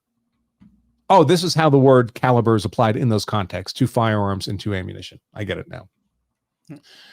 Cartridge, a single round of ammunition consisting of the case, primer, and propellant with or without one or more projectiles. Also applies to a shot shell. A round is one complete small arms cartridge. Yaw is the angle between the longitudinal axis of a projectile and a line tangent to the trajectory through its center of mass. So that's, if the bullet's flying through the air, that's this, folks. This is referring to the tumbling talked about by Colonel Tucker. Yeah. Let's see. Colonel Tucker said the AR-15 and M4 are both designed to fire a .22 round bullet. Hey, I caught that mistake. Buford writes, this statement is inaccurate in so much as AR-15 type rifles and pistols have been manufactured in a multiple of calibers to include .223 Remington. Additionally, the M4 is not chambered for .223, but for the similar 5.56 by 45 millimeter NATO round. Colonel Tucker writes, quote, that tumbles upon hitting flesh and rips through the human body, close quote. Buford responds, the projectile is the only portion of a round that is expelled significantly forward of the firearm upon firing. The components not consumed by the discharge are ejected out the side of the AR-15 M4. I proceed under the assumption that Colonel Tucker's opinions on the terminal performance of a round are actually referring to the projectile as opposed to the entire cartridge. In my opinion, it is factually inaccurate and misleading to state or imply that either the AR-15 or the M4 have been designed solely to fire any singular type of projectile. Cartridges typically are manufactured with varying types of projectiles. For example, I have consulted with the U.S. military, including the U.S. Marine Corps, on the effectiveness of at least the following 5.56 millimeter NATO cartridges, which contain different projectiles. M193, a two-part projectile consisting of a copper jacket and a lead slug. M855, a three-part projectile consisting of a copper jacket, lead slug, and a steel penetrator. M855A1, same thing. MK318 Mod 1, a two-part projectile containing a copper jacket and a non-lead slug for the environment, folks. Mark 262 Model 1, a two-part projectile consisting of a copper jacket and a lead slug. In so much as it is inaccurate to state that either of the discussed firearms was designed specifically to fire a single type of projectile, it is similarly inaccurate to state that they were designed to fire a projectile, quote, that tumbles upon hitting flesh and rips through the human body, close quote. The firearms community has traditionally used the term tumble to indicate a projectile overturning when in contact with tissue. The more correct word is yaw. When using tumble, it is easy to envision a projectile turning end over end, similar to a gymnast tumbling across a gymnasium floor. This is misleading, as I have witnessed very few projectiles that actually make a complete revolution of point forward, base forward, point forward in tissue simulant or animal tissue. It is quite common for a projectile to yaw or turn in tissue. This yaw can continue until the projectile base is traveling forward. So that would be just a 180 flip of the round. Like so. Where I've seen the full 360 flip, it's been from an impact with a solid object, usually bone, but sometimes it's because something has somebody's been hit with a ricochet, so it was spinning basically when it hit them. It doesn't happen often. Yeah, once the bullet contacts anything substantive, the direction of travel is virtually unpredictable at that point. Let's see. In my training and experience, projectiles can deform, expand, fragment, and or a combination of all three. Yaw is typically seen most while a projectile remains intact.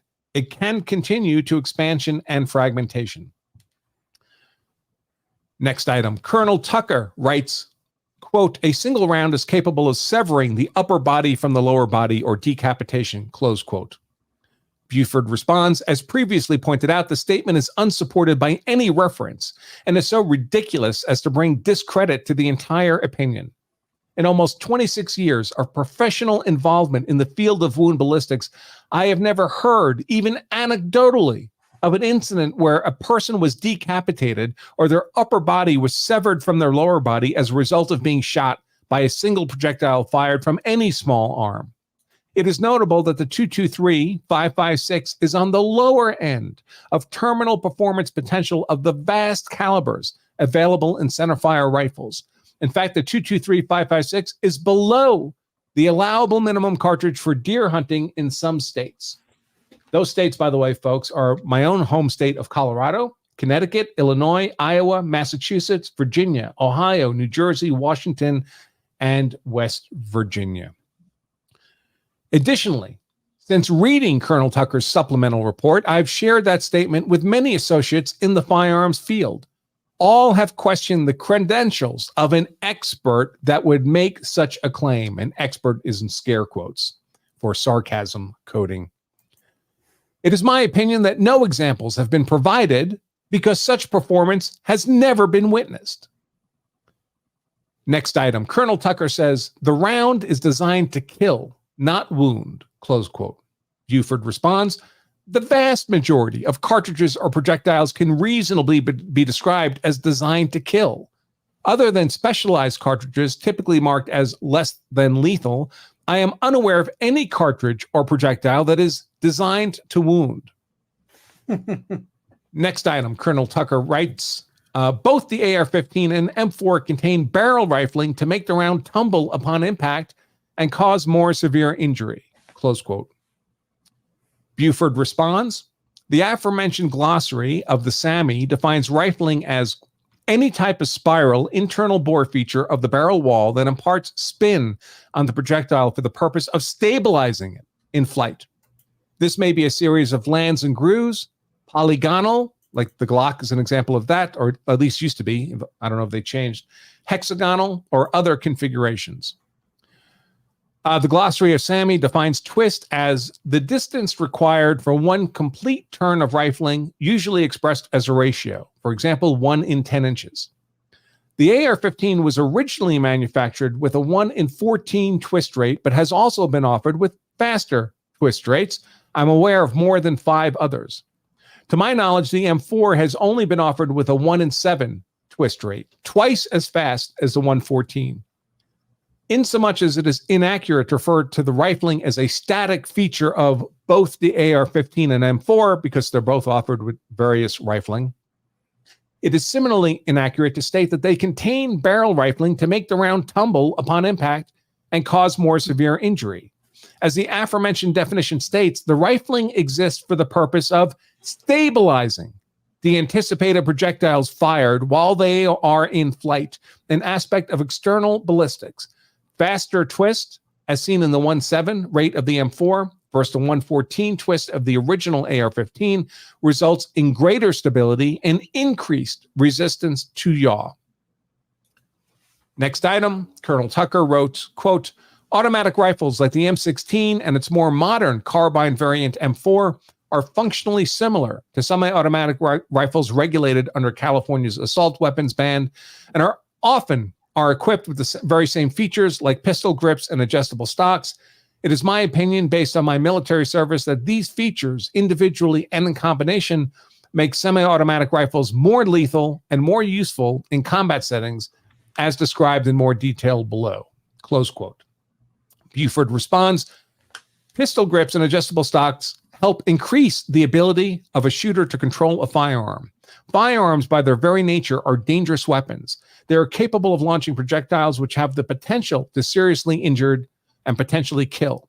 Increasing the ability to control a dangerous device is not a benefit solely limited to combat. It is something that should be sought for all firearms in all contexts. There is no legitimate reason to inhibit any model of firearms accuracy or controllability. And it just occurred to me, Ian, that in Tucker's declaration, he talked about folding stocks. He didn't talk about adjustable stocks. And it's technically possible to put a folding stock on an AR, but then you can't fire it because the buffer tube has to go straight back into the stock. It does, of course, often have an adjustable stock, which slides forwards and backwards, but that's a completely different buttstock configuration than one that actually folds. I've seen some weird designs for like folding stocks, but they're not good. Because you still have to have, like, they end up looking like the AR pistols, where you've got that like long protrusion back for the whole.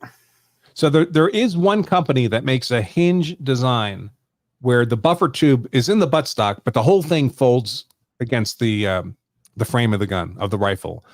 But you can't fire it that way because obviously the bolt would just fly out the back of the rifle. So before you can fire it, you have to extend the folding stock into its fully extended position so you have an operating buffer tube. That's different than, of course, the AK-47, where the whole recoil mechanism is in front of the pistol grip, basically. So you don't need a stock at all on it. Yeah, it's this is such a frustrating situation. I was just sort of mentally thinking, I'm wondering if it wouldn't be a good idea to there's privileges that protect like your discussions with experts. And I'm wondering if it wouldn't be a good idea to say, listen, all of what you ask the expert to do should be communicated to the court. So if you ask your expert, please provide an opinion supporting this position, that the court tells, gets to see that, as opposed to, so you'd see a lot more of expert reports of like, here is a file, please provide your opinion, as opposed to, now I don't know if I'm just sort of spitballing, but I suspect that this guy was told to like what points they wanted him to support. And that then he figured out, not Boone, Tucker. I suspect Tucker was told exactly what points because Boone's opinion, you could just give him Tucker's opinion and basically go, what do you think of this? Right. Whereas Tucker very much looks like he's got motivated reasoning. That's why I'm sure they gave him the statute. They gave him the statute that has all these specifications, and they said, support these. Yeah. So just kind of spitballing in my head. So Colonel Tucker had said, quote, changing magazines during intense combat is the most important individual skill taught to Marines, close quote. Buford responds, though I have never served in the military, all training that I received says that the ability to hit the target, marksmanship, is a more important skill than changing magazines during intense combat, or in my case, use of a firearm in defense of myself or others. Indeed. Colonel Tucker had said, quote, in a civilian self-defense context, by contrast, an individual would not have a need for such a high rate of fire, close quote. Buford responds, first, Colonel Tucker conflates volume of projectiles fired with rate of projectiles fired. The rate, he quotes, 45 rounds per minute, is equivalent to 1 round in 1.333 seconds. Time is of the essence in situations where one's life is in danger. It is certainly possible to believe that a person in a self-defense situation would have a need to fire 1 round every 1.3333 seconds, e.g., 3 rounds in about 4 seconds. Folks, just in competition, at least with a handgun, my typical split rate is around 0.2, so around 4 rounds a second. In any event, Colonel Tucker's point is irrelevant because none of the features that can qualify a semi-automatic centerfire rifle with a non-fixed magazine as an assault weapon, pistol grip, flash suppressor, adjustable or folding stock, affects the rifle's rate of fire or its capacity for ammunition. A civilian can have the same rate of fire or ammunition capacity regardless of whether the rifle is an assault weapon. Yeah. Colonel Tucker had said, quote, "The pistol grip beneath the action of an automatic rifle serves only two purposes. First, the pistol grip allows the rifleman to pull the rifle into her shoulder with each shot, an action which increases stock weld, reduces automatic recoil, and reduces barrel rise," close quote. Buford responds, "I do not disagree with Colonel Tucker's opinion on two of the advantages of a pistol grip beneath the action. However, there are other advantages as well, which I'll address later. Increasing stock weld, reducing recoil, and reducing barrel rise all lead to improved control of the firearm and accuracy. The disagreement is only to Colonel Tucker's value of that purpose. As previously stated, improving control of any firearm is a desirable endeavor for both combat and self-defense, not a negative feature. Practically all shoulder-fired weapons have a pistol grip. Some are more horizontal than others.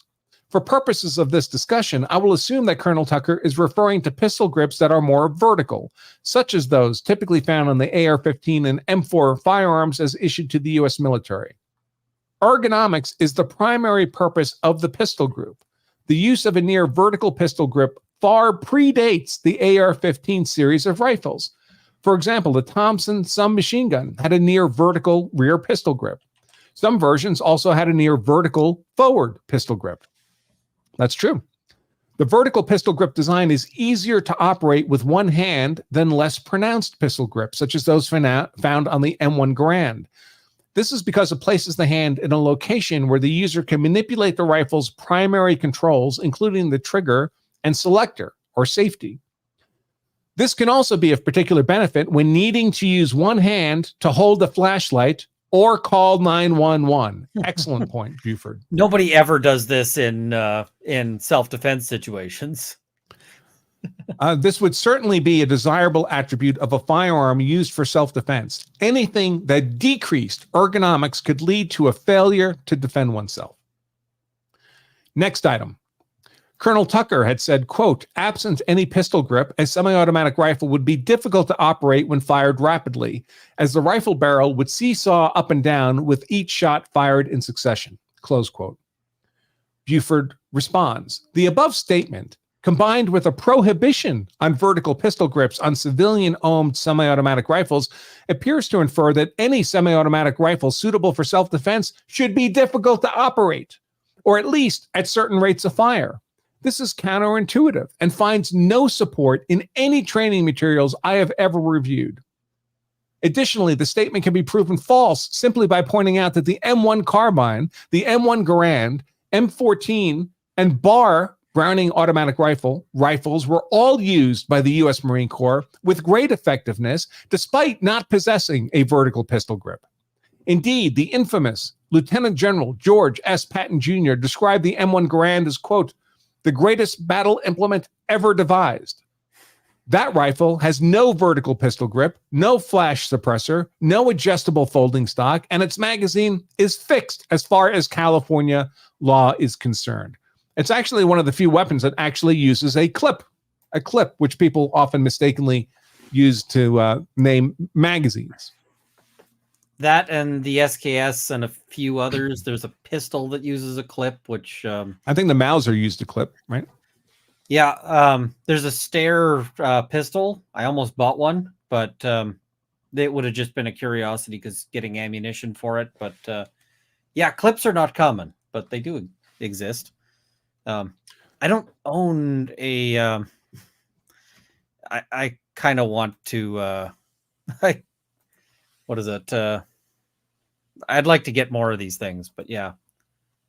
Yeah, I've got a Garand. Here in the U.S., we have something called the Civilian Marksmanship Program, where we, like in the 50s, we would send World War II Garands overseas to our allies to arm their militaries. And eventually those Garands came back to the U.S. and were made available for purchase by American citizens. And that's how I got mine many, many years ago. Believe it or not, they mailed it to me through the post office, just to my house. The problem is they're thousands of dollars now. Yeah, I think I paid, I can't remember exactly, but it was no less than $300, no more than $600 for a perfectly functioning AR. Not AR, Garand. I need a time machine to get those prices. Just have to be old, Ian. That's all it takes. Fair. I'm guessing that there's probably stuff I'm buying now that one day will be unobtainium. So, okay. Next item. Colonel Tucker had said, quote, "The forward pistol grip provides leverage to tighten a stock weld on a short barrel automatic weapons and reduces recoil and barrel rise on short barrel automatic rifles. Forward pistol grips were added to the M4 to increase the M4 killing efficiency," close quote. Buford responds, "The statement specifically refers to short barrel automatic rifles, a class of firearms not contemplated under California's Assault Weapons Control Act. Furthermore, I am unaware of any evidence that this statement is true. As previously mentioned, pistol grips are used for ergonomics and control. A forward pistol grip is similarly used to enhance control. Although Colonel Tucker mentions the forward pistol grip's ability to, quote, increase the M4 killing efficiency, close quote, most Thompson submachine guns exhibiting this trait were civilian weapons. The M1 Thompson was commonly issued to the U.S. military, did not have a vertical pistol grip, probably for cost reasons. The U.S. military prior to World War I purchased the 1928 A1 model Thompson lacking a forward pistol grip. During World War II, the Thompson was modified into the M1 and M1A models, both lacking a forward pistol grip. By the way, folks, I can tell you from personal experience, at Quantico, the FBI Armory has a boatload of Prohibition-era Thompson submachine guns. I fired them there. I need to make. And they did not have a forward pistol grip. Next item. Colonel Tucker had said, quote, "A folding stock causes weapon instability," close quote. Buford responds, "Not all folding stocks are the same. There are numerous examples of folding stocks that are stable when deployed. Additionally, the M4 as issued has a telescoping stock, not a folding stock. There are aftermarket accessories that will allow for a folding stock in an M4, but in my experience, they are the exception on AR-15 M4 rifles carbines. The folding adapters for typical AR-15 M4 series of rifle are not capable of semi or full automatic fire with the stock folded. What they do is they make it very convenient to carry a short-barreled AR in a backpack. But you do have to extend the folding stock to fire the gun. Next item. Colonel Tucker had said, quote, "Outside of the military context, folding stocks that are not properly locked in place can cause significant safety risks to the shooter due to recoil," close quote. Buford responds, "I am unaware of any reports, even anecdotally, of recoil injuries received by any shooter of a .223 or 5.56 NATO chambered pistol or rifle fired with an unlocked folding stock." Well, they just don't work that way. A telescoping adjustable stock enables the length of pull of a firearm to be quickly adjusted to fit people of different sizes. It is well understood that a stock fitted to a tall person would likely be too long for a short person. The aforementioned SAMI glossary defines length of pull as the distance from the center of the trigger to the center of the butt plate or recoil pad. Additionally, because it allows for a more compact overall size, it enhances the user's ability to maneuver in tight spaces of a home. Next item. Colonel Tucker had said, quote, "The purpose of the flash suppressor is to reduce combat signature by cooling and dispersing burning gases. This makes it more difficult for the enemy to pinpoint a rifleman's location, especially in low light conditions. The flash suppressor facilitates night combat operations by reducing muzzle flash and mitigating muzzle flash impact on night vision goggles. This accessory serves specific combat-oriented purposes and is not needed for self-defense," close quote. By the way, folks, I've not been shot at with a rifle equipped with a flash suppressor, but my understanding is the suppression is intended to benefit the shooter, that the flash seen by the person being shot at is as big as ever. Buford responds, flash suppressors dissipate the bright light created by the burning of residual propellant once the projectile exits the muzzle. This dissipation of light reduces the level of light exposure experienced by the shooter and can shorten the recovery time of vision in a dark environment. This shorter recovery time enables a more rapid evaluation of the remaining threat and the need, or lack thereof, to continue the application of force. It is my opinion that any device which can shorten the recovery time of vision in a dark environment is useful for self-defense. The definition of flash suppressor, according to some statute, says nothing about hiding flash from those in the direct line of fire, which is what I just addressed. Quote, any device attached to the end of the barrel that is designed, intended, or functions to perceptibly reduce or redirect muzzle flash from the shooter's field of vision, close quote. Next item. Colonel Tucker had said any increase to magazine capacity increases the killing efficiency of the automatic rifle.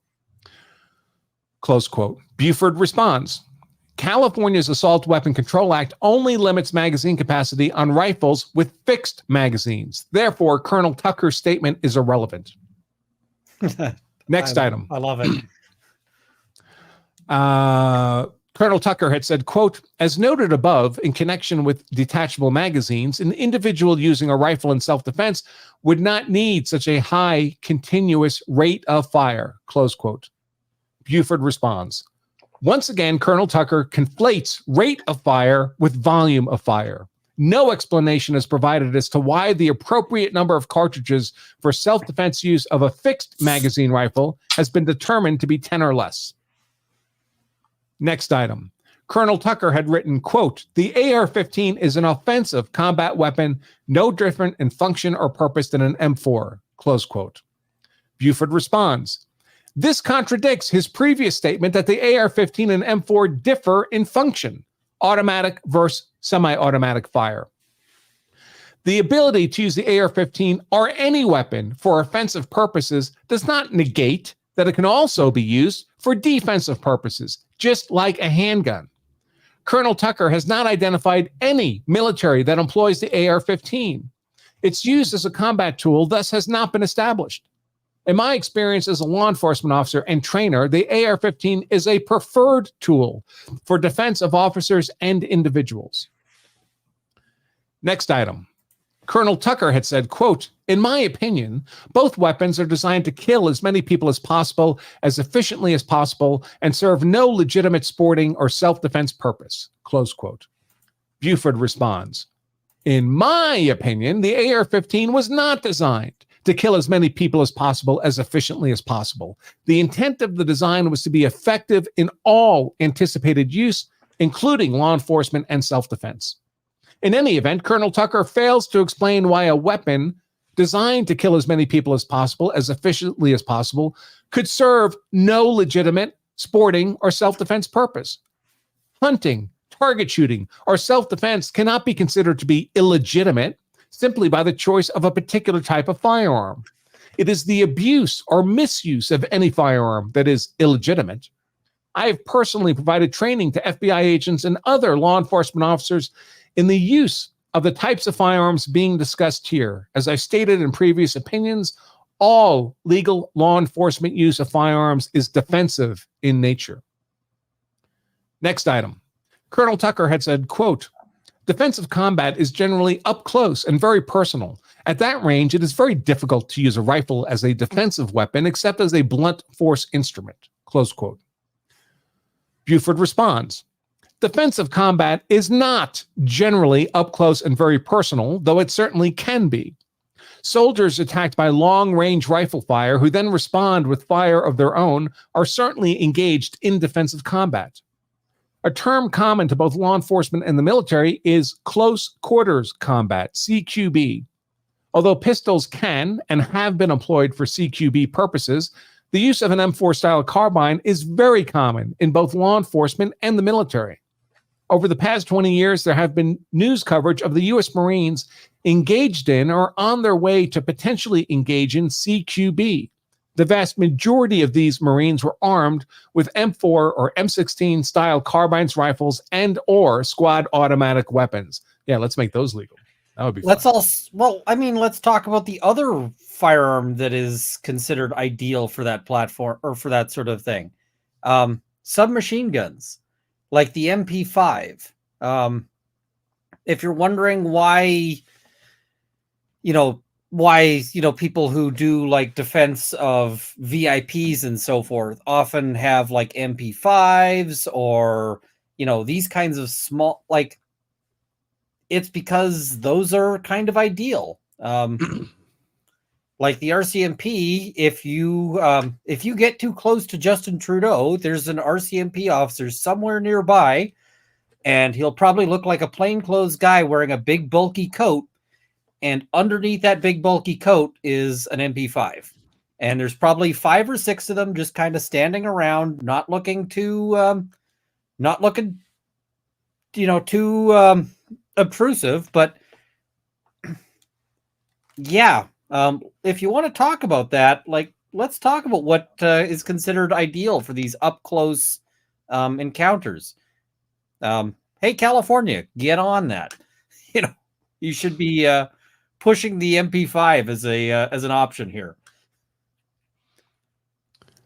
And the last item in Buford's rebuttal, Colonel Tucker had said, quote, "The features identified in California Penal Code 515A enhance the lethality of both semi-automatic and automatic rifles and are most appropriate for combat applications when used in conjunction with those types of weapon systems," close quote.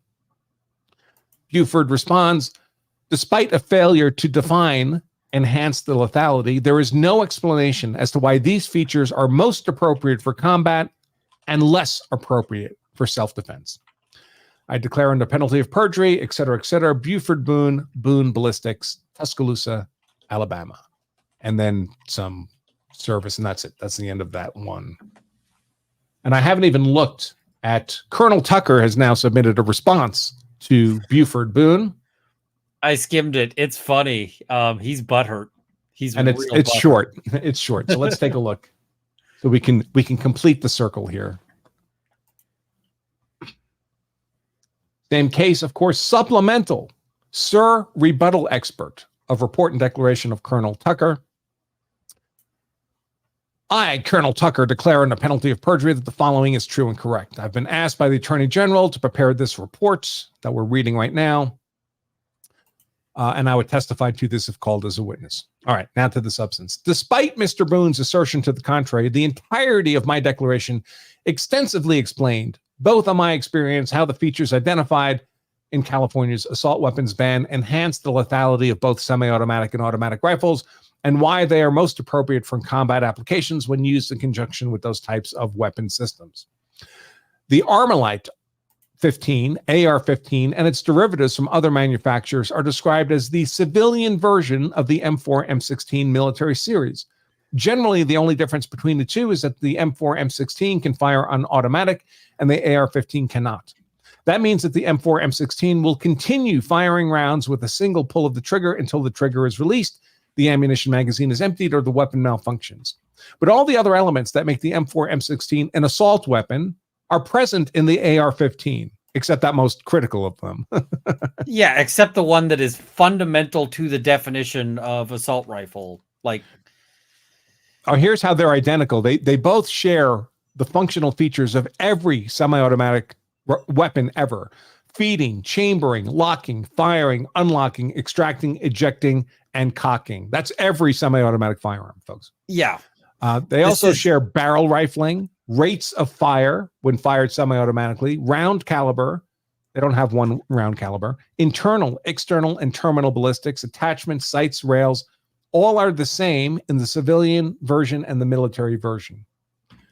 The M16 M4 is a lightweight 5.56 air-cooled, gas-operated, magazine-fed assault rifle with a rotating bolt.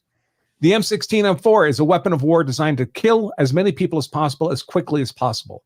The entire weapon is designed for efficient killing in rifle combat. So is the AR-15. Same design, same weapons purpose, simply labeling the civilian version of an M16 as a sporting rifle or hunting rifle does not change the true nature of the weapon of war, including its purpose and capabilities. The AR-15 and M16 M4 are both designed to kill efficiently and effectively and serve no legitimate use for personal self-defense. Again, ignoring the obvious reality that if you're acting in lawful self-defense against a deadly force threat, which would be the only circumstance in which your use of a AR-15 would be lawful, why would you not want that lawful defender to be able to stop their aggressor efficiently and effectively? You want them to only be able to do it inefficiently and ineffectively? I was just trying to think, like, what self-defense would be appropriate to this guy? Is it going to be... it's got to be ineffective and inefficient. So I guess he wants us to like beat people to death with soap on a rope if we're attacked, or like, what is this? Like in Full Metal Jacket. Yeah, clearly self-defense is lawful, right? He's not opposing, he's not fighting that. And clearly having a firearm for self-defense in the US is lawful. It just can't be too efficient and effective. Like, what is his list of approved inefficient, ineffective firearms that people should be using? I guess blunderbusses? I don't know. Tucker continues, in my opinion, a baseline requirement for claiming expertise on the AR-15 M4 is to have employed the weapon and employed it properly, consistent with training and doctrine during offensive and defensive rifle combat. Wait a minute. There's defensive rifle combat? How about that? I thought you dropped your rifle and went to the pistol when you went on defense. And also, this is so stupid. This whole thing of like, you can't be an expert unless you're a soldier. And he's going to get really offensive if about Boone that. had been a soldier, he would just pick out like some idiosyncrasy, some inconsistency between their two services, right? You have to have been a Marine, not an Army soldier. Yeah. And I'm just like, there is no amount of shooting an AR-15 that will make you an expert in it. There are probably people who are, there's probably people who are in fact expert shots, like who maybe can't, couldn't service an AR-15. These are different skill sets, and you're probably going to learn to, take apart an AR-15 and so forth. But like, Keanu Reeves, we've seen the footage of him doing 3-gun. He's real good. Like he's not an AR armorer.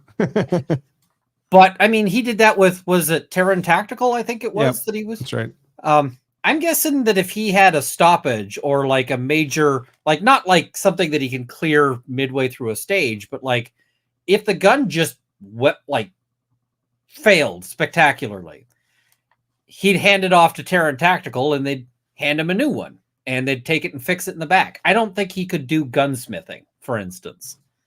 I don't think that Colonel Tucker could do gunsmithing if you asked him to.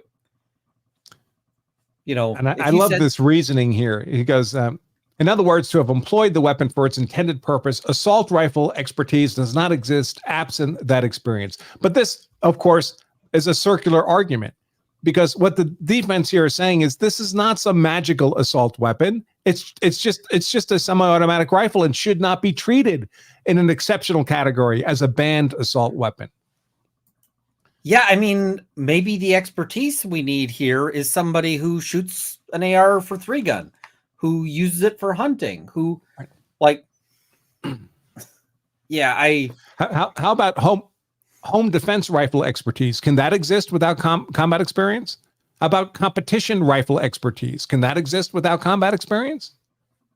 Hunting rifle expertise. Can that exist without combat experience? Hell, film armorers. That's a civilian use for this, isn't it? So, I have known many this argument. I have known many combat heroes who could be considered assault rifle experts, but that's not an exclusion of other people with expertise. Any individual claiming that same expertise based on a lifelong quote unquote interest in firearms, technical knowledge of 223, 5.56 ballistics, or some shooting trophies is not an expert on the suitability of assault weapons for combat and dishonors those who are. Well, the No. whole point of the defense is that the gun's suited for purposes other than combat. And Tucker, the person who's dishonoring the whole military service is you. You're the one who's using that as a shield to bullshit. You're the one bringing dishonor on it, not Mr. Boone. So, pot kettle on this one. Mr. J. Buford Boone III had the opportunity to gain the appropriate level of expertise and experience while fighting alongside heroes I served with, but he chose to not serve. This is not a substantive argument. Yeah, no, the court should roll their eyes at this because that's the appropriate response. Colonel Tucker continues with utter nonsense. Despite Mr. Boone's enumeration of the many different types of 5.56 and 2.23 projectiles, the fact remains that the AR-15 and M4 M16 fire similar 2.23 5.56 rounds. The spiraling on the barrel is designed to cause the projectile to yaw in flight after leaving the barrel. The yaw is designed to present the long axis of the projectile upon impact with flesh. This ensures that the maximum mass and energy is imparted from the projectile to the weapon. Mr. Boone and I agree on this point. No, I don't think they agree. Boone correctly recognizes that the spiraling in the barrel is designed to stabilize the projectile in flight, not cause it to do this, folks. This is not conducive to accuracy. Well, and he initially says yaw when it hits something. Now he's saying yaw in flight. And you never want a bullet to yaw in flight because if the bullet is yawing in flight, it ain't hitting what you're shooting. Like it's landing somewhere random. We actually call that keyholing because when it hits a paper target, it presents like instead of a nice round hole, it presents an elongated slot in the paper. And that's when you know something is effed up with your ammo or your gun or both. Yeah. Tucker continues, and while Mr. Boone may have a general ballistics experience, it does not appear that Mr. Boone has ever witnessed a 2.23 5.56 projectile strike a living being. Well, he referred to animals, Boone did. From a weapon whose distinguishing quality as a weapon of war is its ability to inflict a maximum amount of damage to a human being. Well, I can assure you folks that a M1 Garand inflicts far more damage to the human body than does a 2.23 5.56 round. Yep. Mr. Boone mocks my comments on 2.23 5.56 projectiles being capable of causing decapitation or wounds so large that they separate the upper body from the lower body. But I have seen the results of that terminal velocity on a human being. The round strikes flesh with maximum energy and mass, cavitates through the body, tumbling on a fairly direct line until it contacts bone, at which point the bullet fragments, tears out organs, blood, vessels, viscera, yet to provide one example of a human being being ripped in two. He's also not, I don't think he's ever actually conducted an autopsy. Right. So you don't actually know if it's tearing, like what it's doing in the body. You see an entry wound and an exit wound. You don't know what it's done. Don't pretend you've got autopsy experience, Colonel Tucker, because you don't. He continues, one example of such damage occurred during a particular fight during the Second Battle of Fallujah. One of the Marines under my command was on a third-story roof keeping overwatch with the rest of my team in an adjacent alley huddled over maps. Very dramatic, very Saving Private Ryan. Suddenly, there was an AK-47 burst of fire from the rear. The Marine yelled a warning, exposing himself on the roof, and with his offhand, aimed his M4 and killed the aggressor before the aggressor got a second shot off. The projectile struck the aggressor in the shoulder and exited through his groin as intestines, blood, and pieces of liver flowed out the exit wound. He still wasn't cut in two, folks. And by the way, if this was a lawful use of an AR, it killed that guy lawfully, the aggressor. Why wouldn't this be lawful by a defender also facing an imminent deadly force threat? Bullets cause bad things to happen to people they hit. That's not a crime if the bullet was fired lawfully. If I was out in the forest hunting and somebody opened up fire on me and I turned and shot them in exactly these circumstances, it would be a clean shoot and a perfect example of self-defense. So, yeah. Colonel Tucker continues, even setting aside the effects of 223, 5.56, and similar AK-47 and 74 rounds on adult male bodies, Mr. Boone forgets or ignores that adult males are not the only victims of yawing, tumbling rounds fired from an assault weapon. I have seen the bodies of young children torn in half on the streets of Alritba. By what? By an AR round? Was Doesn't it by a say. single AR round that you... and if so, sir, maybe by you which should side? be... Which side fired the weapon that cut that kid in half, supposedly? Well, Maybe could it have been an enemy machine gun position that did that? And also, could it have been an IED? Because I'm guessing I'm guessing neither side is intentionally shooting young children. I'm guessing that's a lot more of IED or heavy auto fire. So, yeah. He continues, it does not take much reading between the lines to understand the effect of 5.56 rounds on first graders or fourth graders. He hasn't even stated that 5.56 killed the children he saw on the streets of Alritba. He doesn't know how they died. Tucker continues, pistol grips and folding stocks. Pistol grips are not designed for safety. Safety is not even a secondary consideration. In fact, Mr. Boone agrees with my assessment that pistol grips on automatic weapons increase control in rapid fire scenarios and therefore increase killing efficiency. Yes, and that applies to self-defense too. This makes sense since automatic weapons are designed for efficient and effective killing by the military and for use by law enforcement personnel, all of whom are taught proper weapons handling and employment and are subject to rules of engagement and strictly defined tactical controls.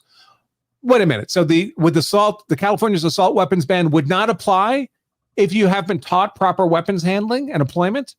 And civilians do have very strict rules of engagement. They're called the law of self-defense, folks. And the thing is you don't have to actually have training to be able to lawfully defend yourself. If somebody attacks you with, a hatchet, you're allowed to defend yourself. Even if you don't have military training or police training, it's just, I hate, Colonel Tucker is a jackass. Tucker continues, Mr. Boone misunderstands my assessment of the danger of folding stocks. While making sure a folding stock is properly locked is a pretty simple process when you're sitting in a chair on a rifle range, that action is much more complicated in combat or self-defense. Mr. Boone has never climbed out of a burning vehicle into machine gun fire and in the adrenaline of the moment failed to lock the folding stock in his M4. I don't believe the U.S. Marine Corps has a single M4 with a folding stock on it. I just don't believe it. The folding stocks on AR guns is an affectation of rich civilians. I don't believe he's done this. Mr. Boone does appear to concede that not all folding stocks are stable, and I've personally witnessed as much during combat. If this was the legitimate concern, California could pass a law saying unstable folding stocks are unlawful because they create these risks. But that would not rationally support a prohibition on stable folding stocks. And most self-defense scenarios don't involve climbing out of a burning building into machine gun fire. It's you wake up in the middle of the night and someone's kicking in the back door of your house. You have time to unfold the stock. I also don't. The market tends to deal with like shitty folding stocks fairly effectively, because there's lots of good stock options on the market. Especially for the AR. The AR has been described as like the Barbie doll of guns because there's so many accessories. Were you at SHOT Show this year? of didn't go this year, no. It was my first year going. I went, and I can tell you like half of SHOT Show was like AR-15 accessories and variations and so forth.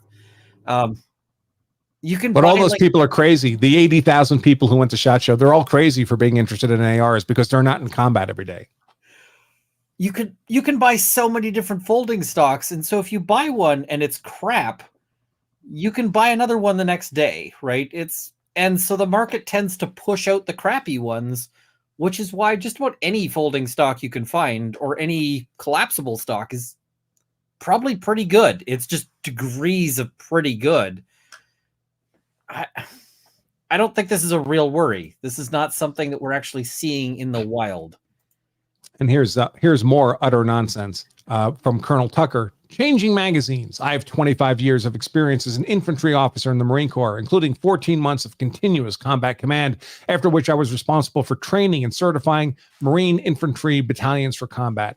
I know what I am talking about when I state that changing magazines is the most important individual skill taught to Marines. This guy says he qualified as expert on the rifle. You know how you qualify for expert on the rifle? It's based on hits on target. That's what they're measuring. It's not based on time for magazine changes. And this guy hasn't known what he's talking about anything else. Why would I believe he knows what he's talking about this? Like, he gets rifling wrong, he gets wound ballistics wrong, he gets everything wrong. Sorry, man, you got no credibility. You're full of crap. You're willing to BS. Tucker continues, rates of fire. Mr. Boone was apparently confused by my use of tactical terms to describe the tactical function of the automatic weapons. There are 2 tactical and 1 physical rates of fire associated with an automatic weapon. The rates provided below are the firing rates for automatic weapons fired in semi-automatic mode. Sustained rate of fire, 12 to 14 rounds per minute when fired semi-automatically. A sustained rate of fire is the rate one can fire an automatic weapon for a long period of time without undue wear and tear on the weapon. This is irrelevant to both combat and self-defense. It's irrelevant to combat because you're not going to give up your life to save wear and tear on your weapon. It's irrelevant to self-defense. This is me speaking now, of course. It's irrelevant to self-defense because you very rarely in a sustained rate of fire scenario in self-defense. They tend to be over quick. Yeah. Maximum rate of fire, 45 rounds per minute when fired semi-automatically. The maximum rate of fire is used for short range and short-term engagements for short periods of time, which is what he was speaking to and which Buford refuted. Tactical rates of fire depends on the type of fire rate used in fire commands. Soldiers are ordered to fire at a sustained or maximum rate depending on the tactical situation. Well, that's not a third definition of rate. That's just an application of the rates. Physical rates of fire. Physical rates of fire refer to the cyclic rate or maximum rate at which the firearm can go through a full cycle of operation. The cyclic rate is 700 to 970 rounds per minute. In my previous declaration, I used the maximum rate of fire, 45 rounds per minute, to illustrate the inanity of using an assault weapon as a self-defense weapon. I stand by that conclusion. But Buford's rebuttal also stands. This is nonsense because that's 1 round per 1.33 seconds. You will be firing far faster than that in a self-defense scenario. The sustained and maximum rate, or you'll want to be able to fire far faster than that. Yep. There's no reason in self-defense you should be constrained to a slower rate of fire. The sustained and maximum rates of fire for the AR-15 mirror the M4 at 12 to 14 rounds per minute and 45 rounds per minute, respectively, when fired semi-automatically. Mr. Bruin's assessment that any weapon can have the same rate of fire as an assault weapon fails to account for the other attributes of AR platform rifles and automatic M4s that make them particularly dangerous. In any event, Mr. Boone's assessment is inaccurate.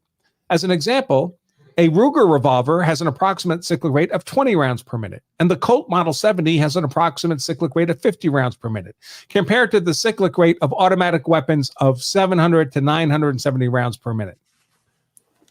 I think what Boone meant was obviously a single-shot rifle has a 0 rate of fire. Tucker continues, forward pistol grip. Mr. Boone agrees with me that pistol grips are used for ergonomics and control. As the purpose of the automatic weapon is to kill efficiently, ergonomics and control increase that killing efficiency. For purposes of clarification, I used short barrel to refer to the length of the M4 barrel compared to the M16 barrel. I stand by my comments in that regard. And yet Colonel Tucker doesn't tell us why ergonomics and control and efficiency would be inapplicable to the self-defense scenario. Flash suppressors. Regarding night vision, it takes 20 to 40 minutes to gain night vision and 2 to 20 minutes to regain night vision if it is interrupted by any light source, including muzzle flash, with or without a flash suppressor. In other words, the recovery time is not impacted by whether or not an assault weapon has a flash suppressor. The amount of flash generated by firing an assault weapon, even with a flash suppressor, impacts the shooter's vision in a similar way. Now he's an optics expert. Yeah. So the type of night vision recovery that Mr. Boone describes is not an issue if there is no flash suppressor on the weapon.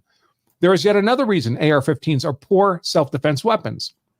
This is yet another reason AR-15s are poor self-defense weapons. As stated in my declaration, flash suppressors mitigate muzzle flash impact on night vision goggles used in combat. Mr. Boone does not dispute that. The impact of full muzzle flash is compounded when a soldier is wearing night vision goggles because these goggles are designed to magnify contrasting light.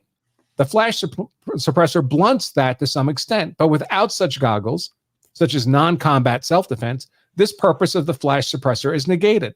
So this makes just no because sense Colonel Tucker thinks it's not useful for self-defense doesn't make it lawful to ban it. That's not his call to make. And by the way, night vision goggles are perfectly legal, at least in the US, for civilian ownership. And a person might well use it if they live on a ranch or a farm. And they're worried about home invaders at night. They may well use night vision goggles. It's certainly used, by the way, routinely used. Night vision is routinely used for hog hunting in the US. And that I know a couple of people who basically say that their bedside set is like a handgun and nods. And they're like, yeah, get the handgun first. But if you're the homeowner, you've got a tremendous advantage in a dark house. You know your house. They don't. Use for sport, Colonel Tucker goes on. Assault weapons serve no legitimate hunting purpose because the terminal ballistics of the projectile ruin the meat. And in my opinion, it is not appropriate to use weapons of war just for sport. Well, that's a personal opinion. It's not substantiated by anything. He leaves out competition, by the way, which of course is a sporting use of guns. But I mentioned there were 10 states that don't even allow .223 for deer hunting. But there are 40 states that do. So it does have a legitimate hunting purpose. And the ruins the meat thing is complete bullshit. Like every bullet damages the meat to some degree, folks. But where you're shooting the animal, by the way, is not where the meat is. Not the meat you're going to eat. You're shooting through the heart and lungs. With my 270, I ruined the heart. I'll eat the heart if it's intact, but like the last 2 deer I shot, both were like straight through the heart. You accept that but it's like they have this notion that like you're going to shoot something with an AR-15, it's just going to turn to burger. And that doesn't happen. Like there was lots of meat on those deer. I'm still eating them. They're in my freezer. They're delicious. Colonel Tucker continues, defensive use. Mr. Boone is incorrect in stating that all legal law enforcement use of firearms is defensive in nature. Special weapons and tactics teams are specifically designed for offensive operations and are thus armed with assault weapons for offensive operations, but pistols for self-defense. This is nonsense. The fact that someone is acting in a physically aggressive manner does not mean they're not acting in self-defense. SWAT is not engaged in raids against law-abiding people. They're engaged in raids against people who present themselves as a deadly force threat to others. It's a defensive operation. Yeah, I mean, the police might be coming in hot with rifles, but they're not a hit team. They're not there to kill the guy. And if when SWAT comes in, you're sitting there with your hands like this, you're probably not getting shot unless somebody screws up, and that person might be going to jail if they do. SWAT isn't there to kill you. They're just there because they know you might be there with your hands up when they come in, or you might be there with a rifle in your hands and they may have to defend. If you swing the rifle towards them, they will definitely defend themselves, but they're not like a murder team. And what do we call that? What's the legal justification for that when they shoot you because you raised a rifle at them? That's called self-defense, right? Not self-offense, self-defense. It's in big letters right behind you there. And by the way, it's routine now for normal patrol officers to have AR rifles in their patrol cars. Same here in Canada. Colonel Tucker, by this characterization, you'd call use of a pistol offensive, right? Because you're shooting someone with it. Cops might be going in hot with pistols. That happens. Colonel Tucker notes, in fact, I cannot bring to mind a single law enforcement agency, military organization, or paramilitary organization that employs assault weapons as the primary firearm for self-defense purposes. To my knowledge, all of the he doesn't remember 9/11 and what the airports looked like after that with police armed with long guns everywhere? To my knowledge, all of those organizations use pistols for self-defense and close combat, proof of how those organizations view the viability of assault weapons as the self-defense weapon of choice. Well, just because a pistol may be a self-defense weapon of choice, and it is because it's convenient to carry around, unlike a rifle, does not make the rifle unsuited for defensive purposes. Tucker continues, Mr. Boone is correct that if my regiment were attacked with long-range rifle fire, I would respond with every weapon system at my disposal except the M4. The M16 is much more effective in defensive combat than the M4. That doesn't seem likely, except at the very longest ranges, and that hardly happens. But that is in the military context. It does not make assault weapons necessary for self-defense. That's not the question. The legal question here is not whether or not assault weapons are necessary for self-defense. The reality is that in the defensive context, assault weapons, especially with more than 10 rounds, are unnecessary. These are just personal opinions. It rarely takes more than a couple of rounds to incapacitate an intruder. But what if it does? It sometimes does. Cops don't walk around with only 2 rounds in their guns. Any fantasy of fighting machine gun battles in your living room, but we're not talking about machine guns here, is exactly that, a fantasy. Self-defense gun battles, should they come to pass, are generally fought with combatants in close proximity with few, if any, shots fired. Generally, that's true. I wonder if he could tell me what the average number of shots fired by a police officer in a defensive situation is. It's a lot more than 2. It's often a mag dump. Yeah, the usual is 1 mag. Whatever the mag size is, that's what's going down range. And if you have 5 officers, you'll see, like, this is why you end up with shootings of, like, and this is a basic thing of physiology. People take time to die. Unless there's, like, a couple of places that are, like, very instant off switches. But I've shot deer through the heart that made it, like, 50 feet. And that was, like, a clean shot. The heart was blown to shit, right? There was just no bits of it that you'd want to eat. People do the same thing. There's always these questions of, like, why did you stab somebody 60 times if it was defensively? It's like, because they were still trying to claw my eyes out all that whole time, even though it might have been the second hit that killed them. Like, the cops, and of course, not every round hits, right? Cops only hit about roughly 30% of the shots they fire, hit the intended target. And you can't tell on the human body if you're hitting or not in fractions of a second. That's why they keep shooting. They don't know that they're having an effect. The person's still standing there, presenting as a threat. Yep. Even if you hit every shot, it would just be little tiny impacts where you don't even see blood until a few seconds later. You know, it takes time to bleed.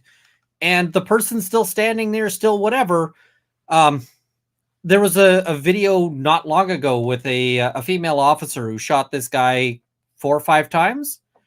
And this is real common when you see police shootings. The guy sort of desists, walks over, sits down next to a pillar, and, like, looks like he's having a little rest. And he's dead. But he has the time to go walk down and sit there, right? This happens all the time. This guy, he doesn't know what he's talking about. Very common for human shooting victims to run a short distance, run 30 yards, 40 yards, 50 yards, get dizzy, fall over. They were dead the moment they got hit, but it takes a while to die sometimes. Yep. So, Colonel Tucker continues, Mr. Boone describes what he calls close quarters combat, or CQB. Neither of these are terms recognized by the Department of Defense or any of the military services. Close quarters battle, CQB, was a training technique employed by Special Operations Forces. Wait a minute, aren't those parts of the military services? Special Operations Forces? Engaged in direct action or precision raids. The .45 caliber pistol was the weapon of choice for those units, not the M4 or M16. This is total fabrication. This is an outright lie. The .45 caliber pistol is not the weapon of choice for any military unit. CQB training describes a training method, not a tactical method.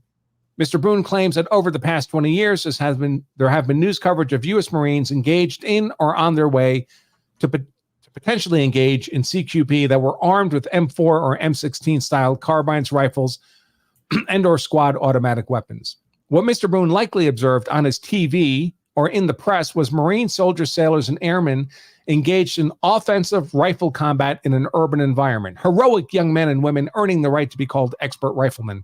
Again, Mr. Boone's observations have nothing to do with self-defense. You don't Mr. earn Boone's, it in combat. You earn it by knowing it. Yeah. Like, Mr. Boone's declaration demonstrates his unfamiliarity with military service and combat. What's that got to do with civilians owning ARs? Based on my personal military experience, I stand by the opinions of my declaration and reiterate that firearms covered by California's assault weapons ban are designed and best suited for military use. That's not an argument for why they're not suited for civilian use. And he declares under penalty of perjury, the foregoing is true and correct. And that is the end. The end of Colonel Tucker's Sir rebuttal, which is just a rebuttal squared. I would not be happy putting my name on that with, with penalty of perjury. He's only in trouble if he ends up with it in front of a judge that actually knows something about firearms, right? Because then the judge is going to recognize this bullshit. But if the judge has zero base knowledge of firearms, the judge is going to be like, oh, I don't know if this is perjury or not. He says it's true. The other guy says it's not. How am I supposed to know?